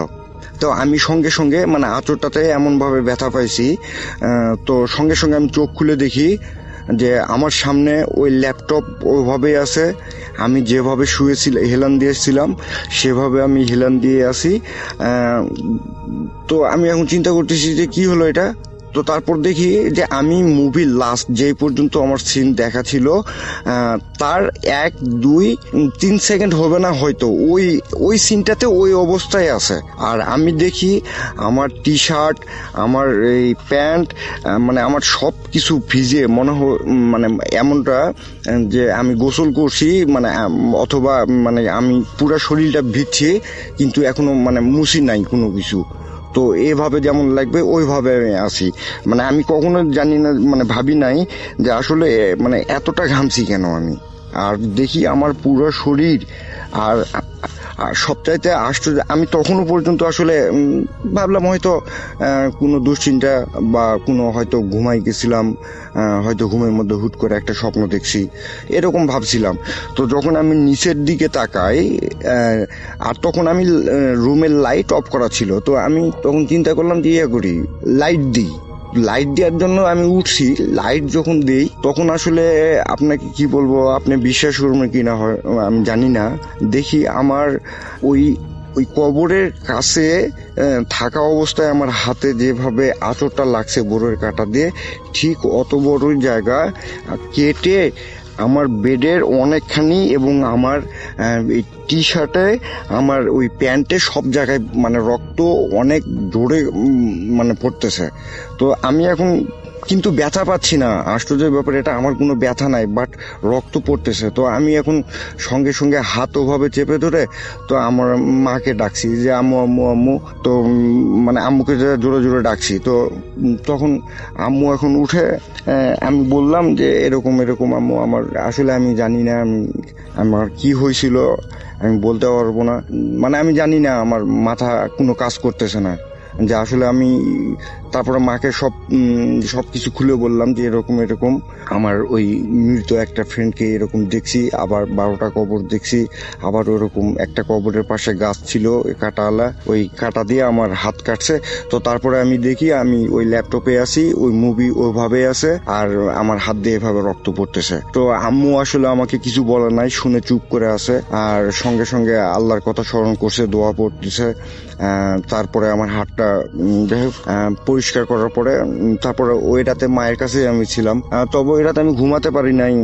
আসলে আমি জানি না রাসেল ভাই, আমি ওখানে কেন আল্লাহ আমাকে নিয়ে গেছে বা কেন আমার সামনে এরকম একটা অবস্থা আসলো, আমি আসলে এরকম কখনো চিন্তাই করি নাই যে এরকম কোনো কিছু হতে পারে। আমি কারো কাছ থেকে এরকম শুনিও নাই। তো এই জন্য আমি আপনার কাছে সবার উদ্দেশ্যে বলি, আপনার টিম, আপনার এই মুহূর্তে যারা যারা শুনতেছে সবার উদ্দেশ্যে বলি, সবাই যারা যে অবস্থায় আছে আল্লাহর কাছে শুকরিয়া আদায় করেন, সবাই নামাজ পড়েন, আর অনেক অনেক ভালো থাকবেন। আল্লাহ হাফেজ, আসসালামু আলাইকুম। এবং এরপরে চলে যাব আমাদের আরো একজন অতিথির কাছে। ধন্যবাদ রাসেল ভাই। আমি সোহাগ, রাজশাহী থেকে। জি ভাই, আমি প্রথমে যে কথাটা বলতে চাই যে আমাদের যে এলাকাটা, জি, আমরা হচ্ছে রাজশাহী জুট মিলের ওখানে থাকি, 2 নম্বর গেটে আমার যে জায়গাটা। আর যে ঘটনাটা ঘটছে এটা হচ্ছে অলমোস্ট রাজশাহী জুট মিলের পিছনে একটা গ্রাম আছে, যে গ্রামটাকে বলে নতুন ইমাদপুর, যেটা বলে। তো এটা খুব রিসেন্ট একটা ঘটনা, এই লাস্ট ঈদুল আজহা যেটা চলে গেল আমাদের, এই ঈদুল আজহাতে আমাদের রাজশাহীতে বা বাংলাদেশের বিভিন্ন জায়গায় এরকম একটা প্রচলন আছে যে একটা গরুতে 7 জন বা 3 জন বা 5 জন বেজোড় সংখ্যার একটা ভাগ দিয়ে গরুটাকে কোরবানি দেওয়া হয়। তো এরকমই একটা ঘটনা ঘটছে যে ওই গ্রাম থেকে 7 জন লোক ঈদুল আজহার জন্য গরু কিনতে যাবে। আমাদের ওখানে যে হাই স্কুল মাঠ আছে, মাসকাটা দিকে স্কুল মাঠ, এটা অনেক বড় একটা মাঠ, আর এই মাঠে প্রত্যেক বছর ইয়ারলি যে গরু ছাগলের যে হাটটা বসে, এখানে অনেক বড় একটা হাট বসে। আচ্ছা। দেন আমরা কাটাখালী বাজারের পাশেই হাটের মাঠটা, স্কুল মাঠটা। তো ওখান থেকে কিছু দূর গেলেই হচ্ছে এই গ্রামটা, যে অলমোস্ট 2 কিলো দূরে পায়ে হেঁটে যাওয়া যায়, পিচ ঢালা রাস্তা আছে, আর আদর্শ কলেজের পাশ দিয়ে যেতে হয় এই জায়গাটা। তো ওই 7 জন ভাগী যারা ছিলেন তারা অলমোস্ট একটা সুন্দর দেখে একটা গরু কিনেছিলেন, কিন্তু 7 জন ভাগীর মধ্যে একজনের সাথে তার ছোট্ট একটা 4 থেকে 5 বছর বয়সী একটা বাচ্চা ছিল। আচ্ছা। উনার সাথে গেছিল, গরু কিনবে, বাবা গরু কিনবে, আমরাও দেখতে যাব এই ভেবে হচ্ছে ওই ছেলেটাকে নিয়ে আসে উনি। তো অ্যাজ ইউজুয়াল উনি হচ্ছে গরু কিনে, ওনারা সবাই মিলে গরু একটা সুন্দর দেখে একটা গরু কিনে নিয়ে আসার পরে যখন তারা আস্তে আস্তে আস্তে আস্তে অলমোস্ট 1 কিলো রাস্তা পার হয়ে গেছে, যখন আদর্শ কলেজের যে জায়গাটা ক্রস করে, ওই জায়গাটা কিন্তু অনেকটা ফাঁকা শুনশান জায়গা। এক পাশে হচ্ছে ক্যানেল আছে, আর এক পাশে হচ্ছে কুসুর মানে আখ ক্ষেত যেটাকে আমরা বলি। তো এই আক্ষেতে পাশ দিয়ে রাস্তাটা, তো যাওয়ার সময় গরুটা হঠাৎ করে একটা বিরূপ ধরনের আচরণ করতে লাগে। মানে এতক্ষণ গরুটা খুব ভালোভাবে আসছিল, এরপরে কি হলো যে গরুটা খুব মানে লাফালাফি শুরু করলো। মানে অনেক বড় গরু ছিল, সো সবাই মিলে দড়ি টানা দিয়ে ধরে গরুটাকে কষ্ট করে নিয়ে আসে। গরুটা একসময় এদিকে ছুটে যেতে চায়, একসময় ওদিকে ছুটে যেতে চায়। আসলে এটা এতক্ষণ ছিল না, বাট হঠাৎ করে এই জিনিসটা শুরু হয়ে গেল। ঠিক আছে, মানে ওই যে বাচ্চাটা ঘুরছে ফিরছে, কিন্তু গরুটা হচ্ছে খুব লাফালাফি শুরু করেছে, গরুটার ওই জায়গায় থাকবে না এরকম, বা ওই রাস্তা দিয়ে যাবে না। তারপরেও কষ্ট করে নিয়ে যাওয়া হয়। নিয়ে যাওয়ার পরে একটা বিদ্যুতের পোল আছে, ইলেকট্রিসিটি পোল যেটাকে আমরা বলি, এই পোলের সাথে ওই গরুটাকে বাঁধা হয়। বাঁধার পরে যে ঘটনাটা ঘটে, যে গরুটা এত পরিমাণ লাফাদাফা শুরু করে যে ওই পোলটাকে আস্তে আস্তে নড়ানো শুরু করেছে। তো সবাই বলছে যে যেহেতু গরুটা খুব বেশি লাফালাফি করছে, সো আমরা করি কি, পোলটা বেশি ঝুঁকছে বা নড়ছে, হয়তো বা কারেন্টের তার যদি একটা ইলেকট্রিসিটি তার যদি ছিঁড়ে যায়, এটা দুর্ঘটনা হতে পারে, আমরা এখান থেকে খুলে নিই। খুলে তাকে একটা মানে খুঁটি পুঁতে, শক্ত করে একটা খুঁটি পুঁতে গরুটাকে বেঁধে দিয়েছে। এবার যে ঘটনাটা, যে সবাই গরুটাকে খেতে দিচ্ছে, কিন্তু গরুটা খাচ্ছে না, গরুটা ওই রকম লাফালাফি করতেই আছে। এখন ঘটনা হচ্ছে যে গরুটা কেন লাফালাফি করছে, মূল বিষয়টা হচ্ছে ওই যে বাচ্চাটা ছিল 3 থেকে 4 বছরের যে বাচ্চাটা, এই বাচ্চাটা অনেক সুন্দর একটা বাচ্চা ছিল। রোড থেকে আসার সময় ওই আদর্শ কলেজ যখন ক্রস করেছে, তখন এই ছেলেটার সাথেই সমস্যাটা হয়েছে। আর আমরা তো জানি যে পশু পাখি জীব জানোয়ার যেটাই বলি না কেন, ওরা এই জিনিসগুলাকে খুব ভালোভাবে করতে পারে, অবলোকন করতে পারে। সো ওই বাচ্চাটাকে যখনই দেখছে গরুটা, তখনই লাফালাফি শুরু করছে। তো এইভাবে হতে হতে একটা সময় প্রায় সন্ধ্যার আগে হয়ে যায়। তখন ওনার মা ওনাকে ওই বাচ্চাটাকে নেওয়ার জন্য চলে এসছে। বাচ্চাটা সরছে না, বাচ্চাটাকে বলছে যে তুমি গরুর কাছ থেকে সরে যাও। বাচ্চাটা শুধু গরুর কাছেই চলে যাচ্ছে, আর গরুটা এটা দেখে খুব লাফাচ্ছে। এবারে কি হচ্ছে যে ওর মা যখন বাচ্চাটাকে জোর করে নিয়ে আসছে, তখন দেখছে ওর জামা কাপড়গুলো ছেঁড়া, মানে ছেঁড়া বলতে কি খোলা খুলে আছে। আচ্ছা, তখন ওর মা ওকে ফ্রেশ করার জন্য, মানে হাত মুখ ধুয়ে ঘরে নেওয়ার জন্য যখন জামা কাপড়গুলো খুলেছে, তখন দেখছে পুরো গায়ে হচ্ছে কালো কালো দাগ। যে বাচ্চাটার গায়ে কখনোই কোনো দাগ থাকার কথা না, সুন্দর একটা বাচ্চা, ফর্সা একটা ছেলে, কিন্তু ওর গোটা গায়ে কালো কালো দাগ। এখন ওর মা এটা নিয়ে খুব চিন্তিত হয়ে পড়ে যে ফুলে গেছে, লাল লাল ফুলেছে, কালো হয়ে গেছে, এরকম কিছুটা নতুন হচ্ছে, কিছুটা পুরনো হয়ে গেছে, এরকম দাগ। সো তখন ওর মা বলছে কি যে তাহলে ডাক্তারের কাছে নিয়ে যাই। আমাদের কাটাখালিতে 2-3 জন ডাক্তার আছে, নামকরা ডাক্তার আছে, তো সেরকমই একজনের কাছে নিয়ে গেছেন। তো উনি ওই যে অ্যালার্জি ভেবে ওনাকে ওই বাচ্চাটাকে কিছু ওষুধ দিয়েছে। ওষুধ দেওয়ার পরে, খাওয়ানোর পরে, এদিকে আর কিছুদিন মধ্যে ঈদ আছে সামনে, তো খাওয়ানোর পর আরো বেশি হয়ে গেছে। বেশি হওয়ার পরে ওনারা আবার আরেক ডাক্তারের কাছে, আমাদের কাটাখালী বাজারে আরেক ডাক্তারের কাছে নিয়ে গেছেন। উনাকে চর্ম বিশেষজ্ঞ বলা হয়, চর্ম শিশু বিশেষজ্ঞ, ওনার কাছে নিয়ে গেছে। উনিও দেখে অ্যাজ ইউজুয়াল কোনো না কোনো মেডিসিন দিয়েছেন, হ্যাঁ, মানে প্রাইমারি ট্রিটমেন্ট হিসেবে মেডিসিন দিয়েছেন। দেওয়ার পরে এটা আরো খারাপের দিকে চলে যায় বাচ্চাটা।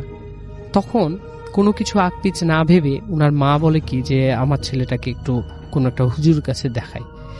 তো এইভাবে করতে করতে তিনি তাদেরই গ্রামে, ওই ইমাদপুর নতুনপাড়া গ্রামে একজন ফিমেল কবিরাজের কাছে নিয়ে যান। আচ্ছা, বাচ্চাটাকে, কবিরাজের নাম আমি বলছি না, একজন ফিমেল, উনি একজন। তো ওনার কাছে নিয়ে যাওয়ার সাথে সাথে, ঘরে ঢুকানোর সাথে সাথে উনি বলছেন যে আপনারা কি করেছেন, এই বাচ্চাটা যদি আর 2 দিন থাকে বাচ্চাটা তো মারা যাবে। তখন বলছে কেন, বাচ্চার কি হয়েছে? তখন বলছে যে আমি বাচ্চার কি হয়েছে এটা পরে বলবো, আপনারা আগে আমাকে 7 ধরনের শুকনা খড়ি নিয়ে আসবেন। আই মিন 7 ধরনের বলতে 7টা খড়ি, 7টা গাছের, যেমন আম গাছ হতে পারে, জাম গাছ হতে পারে, কাঁঠাল গাছ হতে পারে, এগুলো না খড়ি হয়, মানে খড়ি বলতে লাকড়ি যেটাকে পুড়ায় আমরা, এই লাকড়ি কিন্তু 7 ধরনের হতে হবে। এই 7 ধরনের শুকনা লাকড়ি আমার কাছে নিয়ে আসেন। তো নিয়ে আসার পরে উনি বলছে কি যে এই শুকনা লাকড়িগুলো আমি পড়ে দিচ্ছি, এই লাকড়িগুলা তিন রাস্তার মাঝখানে, তিন রাস্তার মাথা যেখানে তিনটা রাস্তা একসাথে, ওই জায়গায় নিয়ে যে ছেলেটাকে বসায়, ছেলেটার সামনে এই লাকড়িগুলো পুরাই ফেলবে। আর সাথে কিছু মানে প্রিয়জন যারা, মানে আত্মীয় স্বজন যারা ওই বাচ্চাকে যারা খুব ভালোবাসেন বা বাচ্চার যাদেরকে খুব ভালোবাসে তারা থাকবেন। ঠিক আছে, দেন ওই বাচ্চাকে নিয়ে ওর মা, ওর বাবা আর যে কজন আছে ওদের পরিচিত ওখানে গেছে। যাওয়ার পরে ওই লাকড়িগুলোতে আগুন ধরাই দিয়েছে। যখন আগুন ধরাই দিয়েছে আর পাশে ওই বাচ্চাটাকে নিয়ে যখন আগুন ধরাই দিয়েছে, তখন দেখছে কি ওই বাচ্চার শরীর থেকে একটা কালো ছায়া, কাইন্ড অফ ব্ল্যাক শেড, এটা হচ্ছে আস্তে আস্তে বের হয়ে যাচ্ছে ওই বাচ্চার শরীর থেকে। বাচ্চার শরীর থেকে যখন বের হয়ে যাচ্ছে, এটা সবাই দেখছে ওই জায়গায় যে বাচ্চার শরীর থেকে একটা কালো ছায়া বের হয়ে যাচ্ছে। কিন্তু সবচেয়ে আশ্চর্যের বিষয় যেটা, যে বাচ্চাটা দেখছে ওই ছায়াটাকে দেখছে কখনো ছাগল, কখনো গরু, কখনো বাদর। বলছে যে মামা দেখো একটা বাদর চলে যাচ্ছে, মামা দেখো একটা কালো ছাগল চলে যাচ্ছে, একটা গরু চলে যাচ্ছে। বাচ্চাটা এটা দেখছে, বাট যারা পাশে আছে, আত্মীয় স্বজন যারা আছে, প্রিয়জন যারা আছে, ওরা দেখছে যে বাচ্চাটার গা থেকে একটা কালো ছায়া বের হয়ে চলে যাচ্ছে। যেন একটা ডিস্টেন্সে চলে গেল, একটা সুনির্দিষ্ট ডিস্টেন্সে যাওয়ার পরেই ব্ল্যাক শেপটা আস্তে আস্তে মিলাই গেল। মিলে যাওয়ার সাথে সাথে ওই বাচ্চার শরীরে যতগুলো দাগ ছিল, ওখানে ওই বাচ্চার যতজন আত্মীয় স্বজন ছিল, এরা সবাই এই জিনিসটা দেখছে যে ওই বাচ্চাটার শরীর থেকে সব দাগগুলো অ্যাট এ টাইম চলে গেল, মিলাই গেল, ভ্যানিশ হয়ে গেল একেবারে। তারপরে যখন ওনারা সবাই ওই হুজুরে মানে ওই কবিরাজের কাছে আসেন, ওনারা বলছিলেন যে এটা তেমন মানে খুব বড় ধরনের জিন না, এটা ছোট ধরনের জিন। ছোট ধরনের জিন বলতে কিছু কিছু খুব খারাপ জিন আছে না, আবার কিছু কিছু জিন আছে বাচ্চাদেরকে খুব বেশি পছন্দ করে, এরকমই টাইপের। উনি আসছিল যে আপনার ছেলেকে নিয়ে খেলা করার জন্য বা আপনার ছেলেকে নিয়ে মানে মজা করার জন্য এরকম। বাট আপনার ছেলের গায়ের মধ্যে যে উনার ওই শেপটা যে স্পষ্ট হয়ে যাবে, এটা উনি কখনো, ওই জিন কখনো ভাবেনি যে আমাকে বোঝা যাবে। বাট এই যে ব্ল্যাক ব্ল্যাক শেপ হয়ে গেছিল, দাগগুলো হয়ে গেছিল, বুঝে গেছে। তখন কবিরাজ বলছে কি যে এটা চলে গেছে, এটা কখনোই আসবে না। বাট এখন পর্যন্ত বাচ্চাটা সুস্থ আছে। এটাই ছিল ঘটনা। Thank you so much. চলে যায় আপনার ঘটনায়। জি, আমি যে ঘটনাটি বলবো সেটি আমার এই বড় ভাইয়ের ভাগ্নের ঘটনা। ঘটনাটি ঘটে 2008 বা 2009 দিকে, তিনি এক্সাক্ট বলতে পারেননি, 8 অথবা 9 দিকে হবে, যেহেতু বছরের শেষের দিকে ছিল। জি। তো ঘটনাটা বেসিক্যালি তার ভাগ্নেকে নিয়ে। তো এখানে যেহেতু কয়েকটা পার্ট আছে ঘটনার, তো লিসেনারদের সুবিধার্থে ধরে নেই সেই ভাগ্নের নাম মামুন, কিন্তু বাস্তবিক অর্থে এই নামের সাথে চরিত্রের কোনো মিল নেই। আচ্ছা, জাস্ট লিসেনারদের বোঝার সুবিধার জন্য। তো মামুনের ক্লাস 7-এ পরীক্ষা শেষ হলে সে নানার বাড়িতে বেড়াতে আসে, মানে আমার সেই ভাইয়ের বাড়িতে বেড়াতে আসে। তার নানা বাড়িতে তার একটাই বোন ঢাকাতে থাকে। তো আসার পরে যেটা হয়, ছোট মানুষ গ্রামে শহরে থাকে, আবদ্ধ পরিবেশে, গ্রামে এসে ছোটাছুটি ঘোরাঘুরি ভালোই লাগে তার। বাড়ির আশেপাশে প্রতিবেশীর অনেক ছোট ছেলে পেলে থাকে। তো হঠাৎ করে একদিন মামুন সচরাচর আমার সেই বড় ভাইয়ের সাথেই ঘুমায়। তো একদিন ঘুমিয়ে আছে, হঠাৎ করে আমার সেই বড় ভাই ঘুম থেকে জেগে দেখে যে মামুন তাদের বাসার মানে রুমের বেলকানির সামনে দাঁড়িয়ে আছে। তাদের বাসাটা দোতলা ছিল এবং একদম যেহেতু গ্রামে ধানি জমির সাথে একদম। তো দেখে মামুন বেলকানির সামনে দাঁড়িয়ে আছে। তো যে বলছে, কেন ভাগ্নে তুমি এখানে দাঁড়িয়ে আছো কেন, ঘুমাও নাই? তখন বলছে, আচ্ছা মামা, তোমাদের এখানে কি শহরের মতো নাইট গার্ড আছে? তো বলছে, না, এখানে তো কোনো নাইট গার্ড নাই, তুমি নাইট গার্ড পাও কোথা থেকে? দেখো ওইখানে তাকায় দেখো একটা লোক দাঁড়িয়ে আছে। তো কই, আমার ভাই বলছে, কই আমি তো দেখি না, যত সব ঘুম বাদ দিয়ে তোমার বাহানা, আসো ঘুমাতে আসো। আমার ভাই হয়তো ভাবছে ছোট মানুষ, হয়তো কোনো কিছু তার গ্রামে এসে তার কৌতূহল মিটছে না। তো এর কিছুদিন পরে সেই বড় ভাই একটা জিনিস নোটিস করে যে মামুন যখন ঘুমায়, বা মানে আমার সেই ভাই যখন ঘুম থেকে ওঠে, দেখে তিনি ঠিক আছেন, কিন্তু মামুন মনে হচ্ছে তার উল্টে গেছে। অর্থাৎ আমার সেই বড় ভাইয়ের মুখের কাছে মামুনের পা এবং আমার এই বড় ভাইয়ের পায়ের কাছে মামুনের মুখ। তো বলে যে তুমি এমন করে ঘুমাও কেন? হয়তো ভাবছে যে শহরে থাকে, ঘুমের কোনো হয়তো সমস্যা থাকতেই পারে, অনেকের সমস্যাই থাকে। তো কিন্তু মামুনের প্রতি রাতে এই বেলকনির সামনে ওই লোকের দেখাটা চলতেই থাকে। ওকে এত নিষেধ করা হয়, এত কিছু করা হয়, ও শুনেই না। তো এরকম দিন যাচ্ছে। তো সবাই একটা বিষয় নোটিস করে যে যখন মাগরিবের আজান দেয় মামুনের মধ্যে কিছু চেঞ্জ আসা শুরু করে। ও খেতে চায় না রাতে, মানে কান্নাকাটি করে, মাঝে মাঝে খুব রেগে গেলে বকাবকি করে, যেটা আমার ভাই থেকে যেরকম শুনছি। তোকে অনেক বোঝানো হয়, হয়তো ভাবছে যে মা বাবা থেকে হয়তো কয়েকদিন দূরে আছে, একটু সমস্যা হচ্ছে। কিন্তু সবাই একটা বিষয় নোটিস করে, তার সমস্যা মাগরিবের আজানের পরে হয়। তো আস্তে আস্তে এরকম সমস্যা হচ্ছে। তো সবাই ভাবছে এখন কি হলো, মানে খাওয়া দাওয়া ঠিক মতো করে না, মানে শরীরে অরুচির জন্যই হয়েছে কিনা। তো একদিন বাসায় কেউ নেই, আমার মানে মামুনের নানি, আমার মানে সেই বড় ভাইয়ের মা আছে ওখানে। তো নিচতলায় যেহেতু তারা গ্রামের পরিবেশে ধান টান হয়তো নাড়াচাড়া করছে। তো এমন সময় মামুন কে একটা মানে তাদের বাড়িতে একটা হুজুর টাইপের একজন আসেন। তো উনি দেখেই মামুনের নানিকে বলেন যে আচ্ছা এই ছেলেটার কি কোনো সমস্যা মা? তো বলছে হ্যাঁ, আমার নাতি এরকম করে, মাগরিবের আজান দিলেই দেখেন বাবা এরকম শুরু করে, কি করা যায়, একটু দোয়া টোয়া করে দেন। তো বলছে আসলে দেখ এখন তোর সময় খারাপ, বাচ্চা মানুষ, এর দিকে নজর লাগছে। তো বলছে নজর কেমন? বলছে ও তুই বুঝবি না, যদি সারাতে চাস একটু কষ্ট করতে হবে। বলছে কি কষ্ট? আচ্ছা। বলছে কিছু না, আপনার নাতির একটু হাতের একটু রক্ত লাগবে কয়েক ফোঁটা। তো বলছে যে ছোট মানুষ, রক্ত লাগবে। বলছে না সমস্যা নেই, 2-1 ফোঁটা এটা কোনো বিষয় না, ও ঠিক হয়ে যাবে, যেহেতু ওর উপর একটা বদ জিনের আসর পড়ছে, ওর চিকিৎসা করতে হবে। তো যথারীতি সরল মনা বুঝে তার নানি এই কাজটা করে। তো এই ঘটনার কিছুদিন পর থেকে মামুনের মধ্যে আর বেশি মানে চেঞ্জ আসে। সে একদম কারোর সাথে কথা বলে না, খেতে চায় না, খাওয়াতে হলেও জোর করে খাওয়াতে হয়। তো ওর নানি একটা জিনিস নোটিস করে, যেহেতু তাদের বাড়িতে মেম্বার কম, দেখে যে সকালবেলা মামুনের নানা হয়তো মাছ বা মাংস কোনো কিছু নিয়ে আসছে, যেহেতু গ্রামের পরিবেশে দেখে মামুন মানে মাছ বা মাংস কোটার পরে যে উচ্ছিষ্ট অংশগুলো থাকে, মাছের আইস বা মুরগির নাড়ি ভুড়ি, ওইগুলো মামুন খাচ্ছে। আচ্ছা। তো এটা তো স্বাভাবিক না, এটা তখন সবাই দেখে এটা তো পুরোপুরি অস্বাভাবিক। এটা কিভাবে খাওয়া সম্ভব এই বাচ্চার? একদম ছোট না সে, একেবারেই সম্ভব। হ্যাঁ, একেবারেই সম্ভব না। তো সবাই চিন্তায় পড়ে যায় কি হচ্ছে, এরকম মামুনকে নিয়ে কি সমস্যা, ওর বাড়িতেও বলা যাচ্ছে না, মা বাবার চিন্তা করবে যেহেতু নানার বাড়ি আছে। তো একদিন মামুনকে আর রাত্রে পাওয়া যায় না।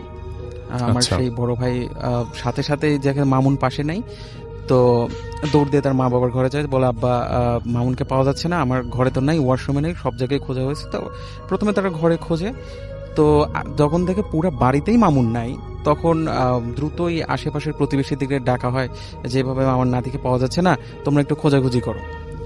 তো বেশি দূরে না, বাসার পাশেই তাদের একটা ছোট্ট বাগান ছিল। তো দেখে সেই বাগানে মামুন উপর হয়ে পড়ে আছে। সবাই মানে রাত যেহেতু অত কিছু বুঝতে পারে নাই, আর অত কিছু দেখেও নাই, মামুনকে ধরাধরি করে নিয়ে আসে। তো সকালে ঘটনাস্থলে সবাই যায় এবং হুজুরকে নিয়েও যায়, যে সেখানকার স্থানীয় যে ইমাম থাকেন। তো গিয়ে দেখেন ওখানে মানে স্কেচ করে, মানে মানে মাটিতে ভর দিয়ে না, মানে স্কেচ করে মাটির উপর কিছু লেখা আরবির মতো। তো আমার সেই ভাই বলে যে হুজুর কি লেখা? তো হুজুর বলেন এটা সরাসরি আরবি না, আরবির মতো হলেও এটা উর্দু ভাষা, কারণ উর্দুতে আরবির কিছু মানে অতিরিক্ত কিছু ওয়ার্ড আছে। তো বলে কি বুঝছেন আপনি? তো বলছে যে আসলে তেমন কিছু না, দেখা যাক কি হয়, কয়টা দিন যেতে যাও, ওকে দোয়া দরুদ পড়ে দেবো, ঠিক হয়তো হয়ে যাবে। তো এরপরে কয়েকদিন পরে আরো ভয়াবহ ঘটনা হয়। সকালবেলা পাশের তাদের প্রতিবেশী মামুনের নানিকে জোরে জোরে রাখছে, খালাম্মা তাড়াতাড়ি নিচে আসেন, খালাম্মা তাড়াতাড়ি নিচে আসেন। তো বলছে কি হয়েছে? তাড়াতাড়ি নিচে আসেন। তো বলছে আপনার নাতির কি কোনো শারীরিক সমস্যা? বলছে কেন, কি হয়েছে? তো বলছে দেখেন কি করছে। তো তারা গিয়ে দেখে যে মামুন ওই পাশের বাড়ি তাদের যে প্রতিবেশী থাকে, যেহেতু গ্রাম্য এলাকা, তারা হাঁস বা মুরগি পালন করে। তো মামুন দেখে একটা হাঁসের আস্ত, একটা জ্যান্ত হাঁসের মাথা মানে ছিঁড়ে চাবাচ্ছে। যেহেতু ছোট মানুষ, তার পক্ষে তো এই মানে জ্যান্ত একটা হাঁসের মাথা চাবানো সম্ভব না, কিন্তু সে মুখের ভিতর নিচে এবং দেখে তার মানে মুখ ছুটি কেটে গেছে এবং তারই রক্ত বের হচ্ছে। যেহেতু তার পক্ষে এই জ্যান্ত একটা হাঁসের মাথা চাবানো সম্ভব না, তো কান্নাকাটি শুরু করে দেয় মামুনের নানি। মামুনের নানা আসার পরে বলে যে দ্রুত কিছু করেন, আমার নাতির মানে দিন দিন তো অবস্থা খারাপ হচ্ছে। আর একটা কথা বলে রাখা ভালো, মামুন এর মধ্যে কোনোভাবেই খাওয়া দাওয়া করছে না, মানে তাকে যদি খাওয়াতেও হয় জোর করে খাওয়াচ্ছে, কিন্তু তার নজর ওই খাবারের উচ্ছিষ্ট অংশের দিকে, মানে যত ময়লা জিনিস আছে সেগুলো সে খাবে। তো এরকম হওয়ার পরে মামুনের নানা আসার পরে সে ভাইকে নিয়ে বলছে যে আচ্ছা আজকে এশার নামাজের পরে দেখি হুজুরের কাছে নিয়ে যাই, ওকে নিয়ে যাই দেখি কি হয়। তো এর মধ্যে বলে রাখা ভালো, মামুন সেই মানে যখন তাকে রাত্রে বাগান থেকে উদ্ধার করা হলো তারপর থেকে তার পায়ের সমস্যা বলতে তার একটা গোড়ালে হালকা বাঁকা হয়ে গেছে এবং সে পা সোজা করতে পারছে না। সবাই ভাবছে হয়তো রাত্রে হয়তো দৌড় দিছে, হয়তো পায়ে কোনো ব্যথাও পেতে পারে। তো রাত্রে হুজুরের কাছে যাওয়া হয় এশার নামাজের পরে। হুজুর বলেন যে আমরা তো এমনি তো জানা সম্ভব না ওর সাথে কি হয়েছে, তো এটা জিনদের মাধ্যমে জানতে হবে, যেহেতু এটা আমাদের জানার বাইরে কি হয়েছে। তো বলছে আপনার নাতির অর্থাৎ মামুনের তো শরীরের কন্ডিশন ভালো না, ওর গায়ে জিন হাজির করা সম্ভব না, এমনিতে ছোট মানুষ। তো পাশে মাদ্রাসা ছিল, মাদ্রাসা থেকে একটা ছেলেকে নিয়ে আসা হয়, তার গায়ে মূলত মানে তাদের মতো একটা জিন হাজির করবে। তো এশার নামাজের পরে খেয়ে দিয়ে তাদের যথারীতি রিচুয়াল অনুযায়ী সেই ছেলের গায়ে জিন আসে। তো জিন এসে সালাম দিয়ে বলে হুজুর আমাকে এখন ডাকলেন কেন? তো বলছে কেন, তোমার কি কোনো সমস্যা? তখন বলছে না আমাদের এখানে তো নামাজের সময়। তো বলছে কি বলো, নামাজ তো হয়ে গেছে 1 ঘন্টা আগে। তো বলছে না আমরা এখন মাগরিব পড়বো, আমি এখন আপনি ডাকছেন, আমি কায়রো থেকে আসছি। তখন বলছে যে আচ্ছা এই যে বাচ্চাটাকে দেখছো, এই বাচ্চার কি সমস্যা দেখো। তো বলছে হুজুর আমি তো জানি না, আমাকে একটু সময় দেন। তো আমার ভাই যেটা বলে যে বেশি না, হয়তো 1 মিনিট বা তার একটু বেশি সময় পরে জিনটা আবার চলে আসে। তো আসার পরে বলে যে আসলে এই ছেলের সাথে কি হয়েছে এটা আমি বলতে পারবো না, কারণ এর সাথে যা হয়েছে সেটা অনেক বড় পর্যায়ে এবং যারা অরিজিনাল শয়তানের উপাসক সেই সকল জিনই এর পিছনে লাগছে। তো আমার সাধ্যের বাইরে এটা, তো আপনারা অন্যদিকে দেখেন। তো জিনটা চলে যাওয়ার পরে হুজুর বলছে যে আসলে সমস্যা তো অনেক দূরে চলে গেছে, তো এটা আমার দ্বারাও সম্ভব না, আপনি কালকে সকালে যে আমাদের এখানে বড় মসজিদ আছে সেখানকার যে বড় হুজুর আছে তার কাছে যান, উনি সমাধান দিতে পারে। তো যথারীতি যেহেতু মামুনের অবস্থা খারাপ, আসলে মামুনকে নিয়ে যাওয়া সম্ভব হয়নি। তা আমার ওই ভাই আর তার আব্বাই অর্থাৎ মামুনের নানা যায় সকালে। তো গিয়ে হুজুরকে সব বলে। তো হুজুর বলে আচ্ছা আর সমস্যা নেই, আমি হয়তো আসরের নামাজ পড়ে আসবো, যেহেতু আসরের নামাজের পরে সময়টা একটু বেশি পাওয়া যায়, আমি আসবো, সমস্যা নেই। তো আসে, তার সঙ্গীর সাথে মানে মাদ্রাসার কয়েকটা ছেলেকে নিয়ে আসে। আসার পরে সব বুঝে শুনে বলে যে আসলে তিনি বলেন আসলে এই ছেলের সাথে যা হয়েছে অনেক খারাপ কিছু হয়েছে, অর্থাৎ মামুনের নিজের বংশের, যেহেতু এটা নানার বাড়ি, তার দাদার বংশের কেউ ওকে ব্ল্যাক ম্যাজিক করছে, এবং ছোট মানুষ এবং ব্ল্যাক ম্যাজিকটা যথাযথভাবে হয়েছিল না, এবং ওকে পুরাপুরি কাবু করার জন্য ওদেরই কেউ ওই রক্তটা সংগ্রহ করে, এবং যার ফলে মামুনকে পুরোপুরি প্রজেস্ট করা হয়, এবং এখন একদম ন্যারো পর্যায়ে চলে গেছে যেখান থেকে ব্যাক করা সম্ভব না। তো কি করা যায়, বলছে আমার নাতিকে বাঁচান, আমি আমার মেয়ে বা জামাই বা মেয়ের কাছে কি জবাব দেব? তখন বলছে আচ্ছা একটা উপায় আছে, সেটা হচ্ছে এই জিনকে তাড়ানো যাবে না, একে যদি হয় একে আমি 3 বার বলবো, একে একদম নিঃশেষ করে দিতে হবে পুড়িয়ে, যেহেতু এটা বদ জিন। তো বলছে আপনি যেটা ভালো হয় করেন, কিন্তু একটু দ্রুত করেন, যেহেতু ওর অবস্থা খুবই খারাপ হচ্ছে দিন দিন। তো বলে আচ্ছা আমি তো এখন তো সম্ভব না, এটার জন্য কিছু প্র্যাকটিসের দরকার, প্রিপারেশনের দরকার, আমি কালকে আসি। তো উনি আসেন, আসার পরে এবং মামুনের নানা বলেন যে আসলে কাউকে যাতে না বলে, যেহেতু একটা তাদের রেপুটেশনের ব্যাপার ছিল।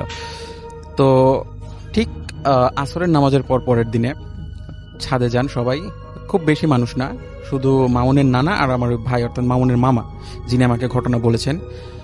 তো হুজুর আগে থেকেই বলেন যে এই জিনকে পুরোপুরি কাবু করতে হলে একটা প্রাণীর লেজের মাংস, মানে যে নরম মাংস আছে সেটা লাগবে।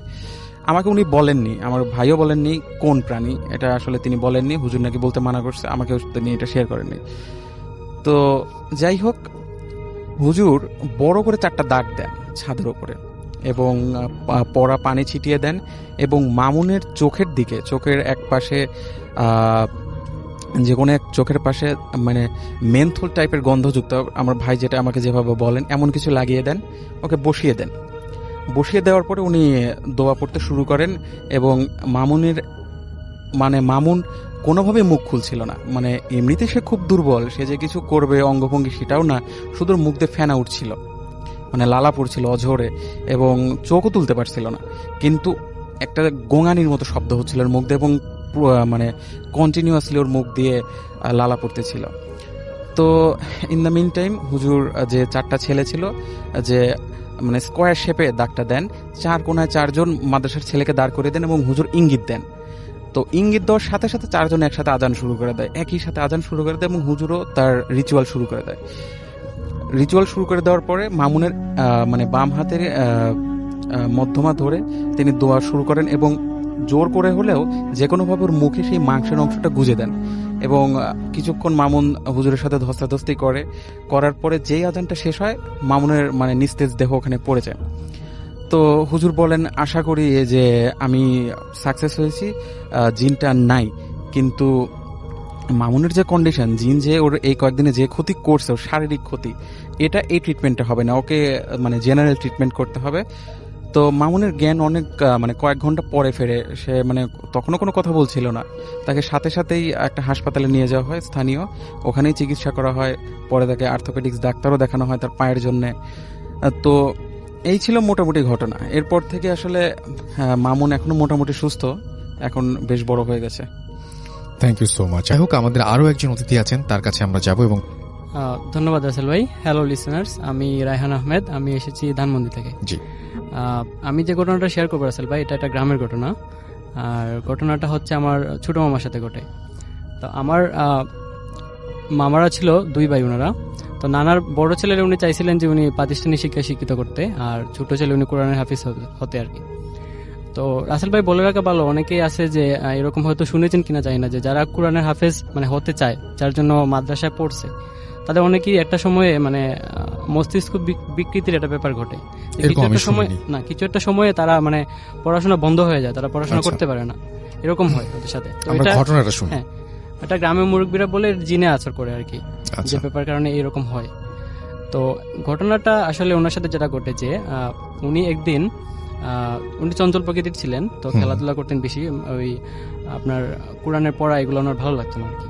তো উনি একদিন খেলার উপকরণের জন্য বাঁশঝাড়ে যান, ভাঙা আপনার এই মাটির যে জিনিসপত্র, বাসন কোসনের টুকরা, এগুলো দিয়ে উনি খেলতেন আর কি। তো এগুলো কুড়াতে যান বাঁশঝাড়ে। তো ওইখানে উনি যখন কুড়ায় নিয়ে আসেন, উনি একা আসেন না, ওনার সাথে 4টা ছোট ছোট সাপ আসে। এই সাপগুলা বাড়িতে এসে ওনার যে ছোট বোন, উনি বারান্দা খেলতেছিল, ওরে সার্কেল করে সাপগুলা ফোনা তুলে আছে। এইটা দেখার পর আমার নানি তাড়াতাড়ি আসেন, এসে বাঁশ দিয়ে সাপগুলোরে মারেন। তো ছোট সাপ, সমস্যা হয় নাই, মারছেন। তো এরপরে যে জিনিসটা ঘটে ওনার সাথে, উনি একদিন দৌড়ে নদীর পাড় থেকে নামতেছেন। তো নেমে যখন উনি দৌড়ে আসছেন বাড়ির দিকে, তো হঠাৎ ওনার সামনে পড়ে একটা বড় সাইজের একটা সাপ পড়ে। সাপটা রাস্তা পার হচ্ছে। এটা আসলে মানে এত বড় সাপ যে এটা অজগর সাপ, কিন্তু গ্রামে এরকম অজগর সাপ দেখা যাওয়ার কথা না। যেহেতু এটা দেখা গেছে, উনি এখানে ডাইরেক্ট স্টপ হয়ে গেছেন। এখন উনি যদি যেতে চান, ওটাকে লাফ দিয়ে যেতে হবে। উনি যান নাই, ওটা সাপটা চলে গেছে আস্তে আস্তে। তারপর উনি বাড়িতে আসেন। বাড়িতে আসার পরে ওনারে বলেন যে এই ঘটনা। তো বাড়িতে এটা জানার পর ওনারে তারা তাবিজ দেয় কোমরে বাঁধার জন্য আর কি, সাপ থেকে নিরাপত্তার জন্য। তো ওটা আসলে মানে মুরব্বীরা যেটা বলে, যেটা আসলে সাপ ছিল না, এটা ছিল আপনার বাড়ি পৈরল। মানে বাড়ি পৈরল বলতে গ্রামের মানুষ বলে যে অনেকে আছে যে মানে বাড়ি পাহারা দেয়। এটা হয়তো জিন জাতীয় কিছু হতে পারে বা অন্য কিছু, এটা বাড়ি পাহারা দেয়, এটা বাড়ি পৈরল বলে। তো যাই হোক, এই ঘটনার পর ওনার সাথে যেটা ঘটে একদিন রাতে উনি ওনার রুমে পড়তেছিলেন। তো বাইরে থেকে ওনার নাম ধরে কেউ 3 বার ডাকে। উনি ডাকটা অবিকল শুনতে পান যে ওনার বড় ভাইয়ের গলা। তো উনি ভাবছেন বড় ভাই হয়তো আসছে ওনার দেখা করার জন্য। তো উনি দরজা খুলে দেন কৌতূহলী হয়ে, বড় ভাই আসছে, দরজা তো খুলবেই। দরজা খুলে দেন। দরজা খুলে দেখেন যে এখানে কিছুই নাই, কেউই নাই। তো উনি আর কিছু কথা বলেন নাই, উনি জাস্ট দরজা খুলে উনি বের হয়ে যান। তো এই যে দরজা দিয়ে খুলছেন, দরজা খোলার আওয়াজ নানির কানে যায়। তো নানি যাওয়ার পর নানারে জানান যে কি হয়েছে। বাইরে এসে দেখেন যে কিছু নাই, হারিকেন নিয়ে বের হয়েছেন, অনেক আগের ঘটনা যেহেতু। তো উনি দেখেন যে উনি ঘরে নাই, মামা ঘরে নাই। তো উনি নানার বিষয়টা জানান, নানা তাড়াতাড়ি লাইট নিয়ে বের হন। তো লাইটগুলো ছিল আগের দিনের যে লাইটগুলো আর কি, বড় ব্যাটারির যে লাইটগুলো, এগুলো কম আলো দিত। তো উনি লাইট নিয়ে খুঁজতে বের হন ওনারে। তো উনি অলরেডি নদীর পাড়ে উঠে গেছেন, উঠে হাঁটা শুরু করছেন। কি একটার মানে দ্বারা তিনি ইনফ্লুয়েন্স হয়েছেন যেটা উনি হাঁটা শুরু করছেন। তো নানা পিছনে পিছনে যান। যাওয়ার পরে যখন গাঙের পাড়ে উঠার পরে দেখেন যে অনেক দূরে উনি হেঁটে যাচ্ছে। তো উনি যত দূরে পারেন, মানে দৌড়ে পারেন বা হাঁটে পারেন, ওনার পিছু শুরু করেন হাঁটা। তো ওনার হাঁটতে হাঁটতে একটা সময়ে উনি মানে মামা উনি গাছে উঠে গেছেন। উনি তো আসলে এখানে বলে রাখা ভালো, উনি গাছে উঠতে পারেন না, গাছ বাইতে পারেন না, কিন্তু এখানে গাছে উঠছেন কিভাবে? মানে গাছে উঠে গেছেন। আর এদিকে নানার চিৎকার চেঁচামেচিতে মানুষ জড়ো হয়ে যায়, গ্রামের মানুষ। আর গ্রামের মানুষ জড়ো হওয়ার পরে যে ব্যাপারটা ঘটে, যে এখান থেকে একজন মানুষ সাহস করে গাছে উঠে ওনাকে মানে ধরতে চায় ধস্তাধস্তি করে। তো উনি এখানে মানে ধরতে যেয়ে উনি এখানে মানে বিভৎসভাবে একটা আওয়াজ করেন। আওয়াজটা এটা আসলে আরবি ভাষায় একটা আওয়াজ করেন, কি মানে বলছেন এটা আমি অবিকল বলতে পারবো না। তবে ওনার মানে বয়সটা ছিল আপনার 3-4 মানুষ যদি সমবেত কণ্ঠে যদি একটা কথা বলে, যেরকম একটা মানে যেরকম একটা রাগ নিয়ে যদি 3-4 মানুষ একটা কথা বলে, এরকম ভাবে কথা বলছেন। এবং এই মানে বয়েস শুনে মানে যারা ছিল তারা পুরোপুরি অবাক হয়ে গেছে যে মানে কি। তারপর যাই হোক কষ্ট করে ওনারা নামানো হয়েছে। নামানোর পর ওনার মুখ দিয়ে মানে ফেনা বের হইতেছে, সাদা রঙের ফেনা বের হইতেছে। তাড়াতাড়ি করে ওনার মানে মসজিদে নিয়ে যাওয়া হয়। হুজুর আছে মসজিদে, তো মসজিদটা কাছেই ছিল। নেওয়ার পর মসজিদে হুজুর এখানে দোয়া দুরুদ পড়ে ওনাকে আপাতত সুস্থ করে তোলেন। তারপর উনি বাড়িতে যান।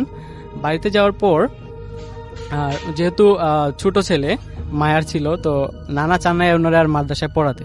উনি ভাবছেন যে মাদ্রাসায় পড়ানোর কারণে হয়তো জিনের আসর এই জিনিসটা হয়েছে, তো এই জন্য ওনার পড়া বন্ধ হয়ে গেছে, উনি আর পড়েন নাই। তারপর 6-7 বছর পর উনি বিদেশে চলে যান। বিদেশ থেকে এখন প্রবাসী উনি, এখন আলহামদুলিল্লাহ ভালো আছেন, ওনার সাথে আর তেমন কোনো সমস্যা হয়নি। এই ছিল ঘটনা রাসেল ভাই। হ্যাঁ, থ্যাংক ইউ সো মাচ। তো আমরা চলে যাই ঘটনায়। আমি খুব তাড়াতাড়ি, আমি সোহাগ আবার ফিরলাম। ধন্যবাদ রাসেল ভাই।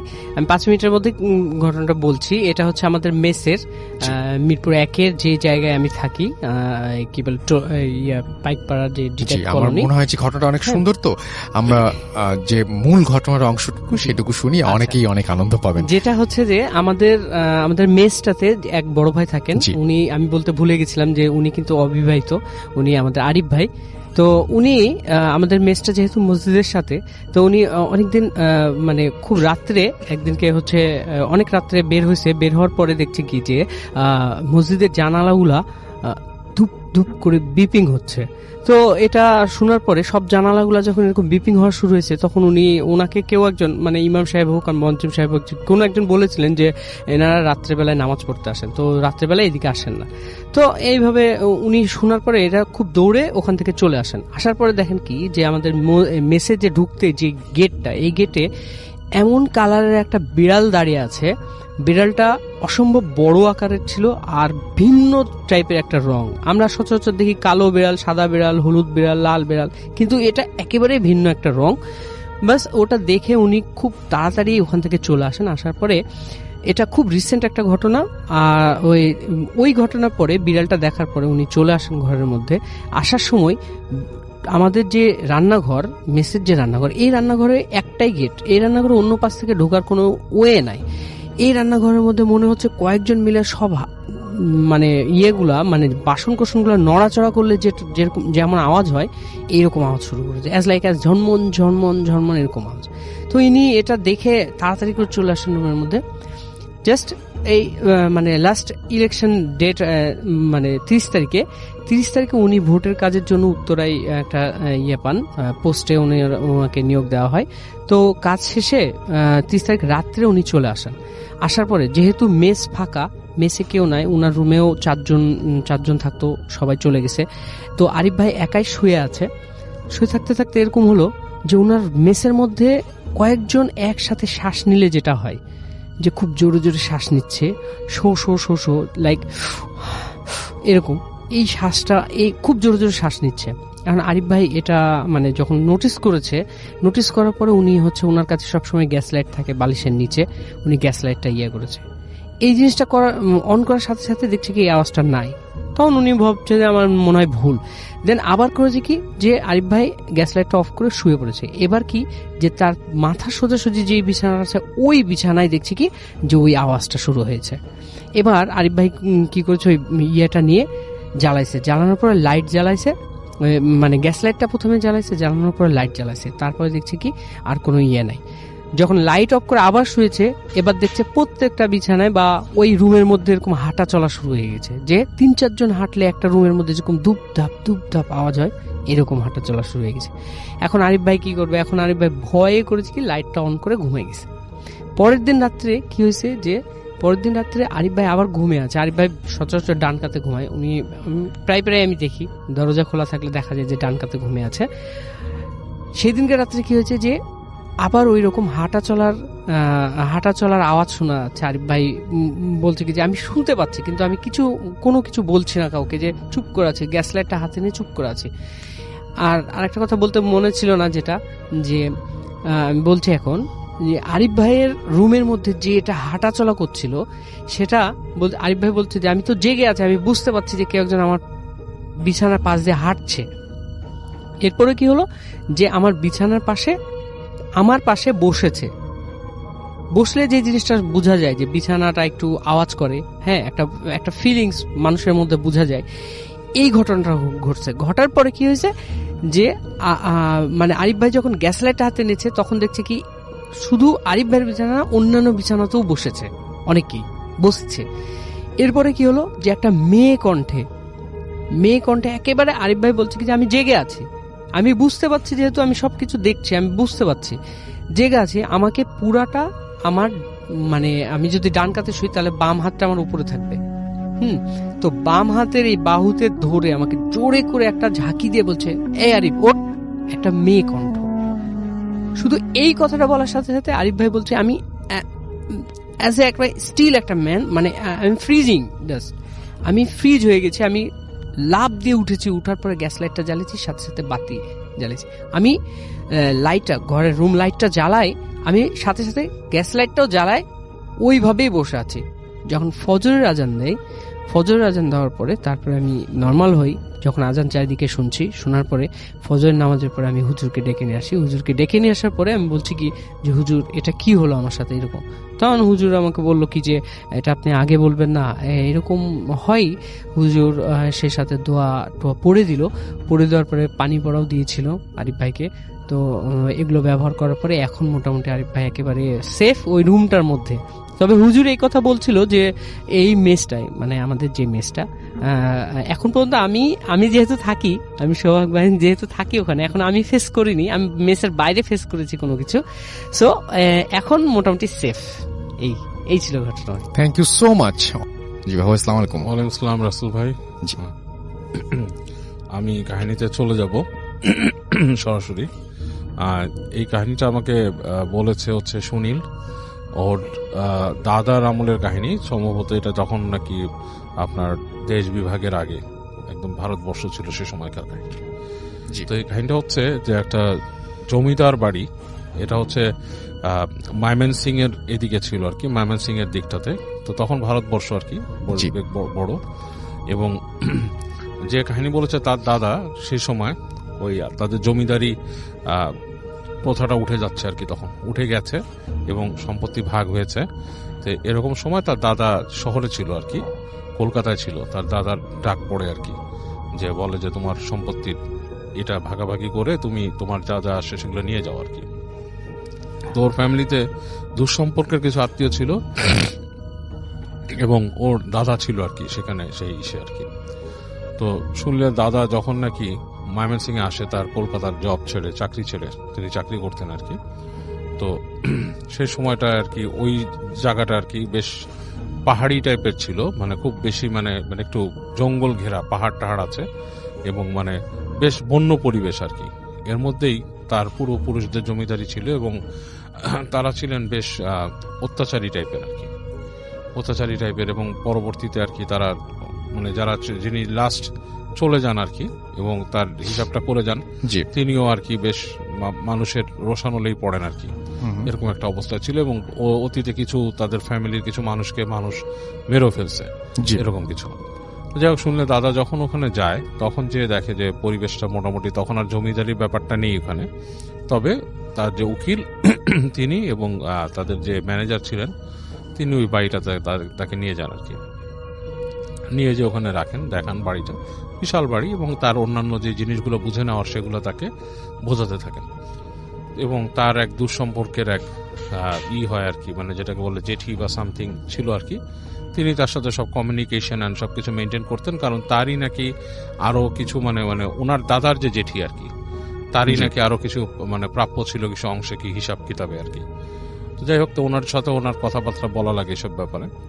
তো উনি ওখানে যাওয়ার পরে বেশ কিছুদিন কেটে যাওয়ার পরে ওনার যে বন্ধু, মানে ওর দাদার বন্ধু, শুনলে দাদার বন্ধু একটা চিঠি পায় ওর দাদার কাছ থেকে যে সে অসুস্থ আর কি। শুনলে দাদা যে সে অসুস্থ ছিল, জি, বেশ অসুস্থ হয়ে গেছে হঠাৎ করে। অসুস্থতার লক্ষণটা হচ্ছে সে লিখছে তাকে চিঠিতে যে সে হঠাৎ করে জ্বালা পোড়া হয় তার, এবং তখন সে জ্বালা পোড়াটা এতটুকু হয়, শারীরিক জ্বালা পোড়া, সে কিছুই করতে পারে না, সে আপনার সব তার জ্ঞান হারিয়ে যায় আর কি, সে নিজের জ্ঞান থেকে বেরিয়ে যায়। জি, সে তার দাদার বন্ধুকে অনুরোধ করে তাকে ওখানে আসতে আর কি। দাদার যে ফ্রেন্ডটা থাকে সে খুব ক্লোজ একটা ফ্রেন্ড, এবং তার সাথে অনেক কিছু শেয়ার করে, খুব ক্লোজ ফ্রেন্ড।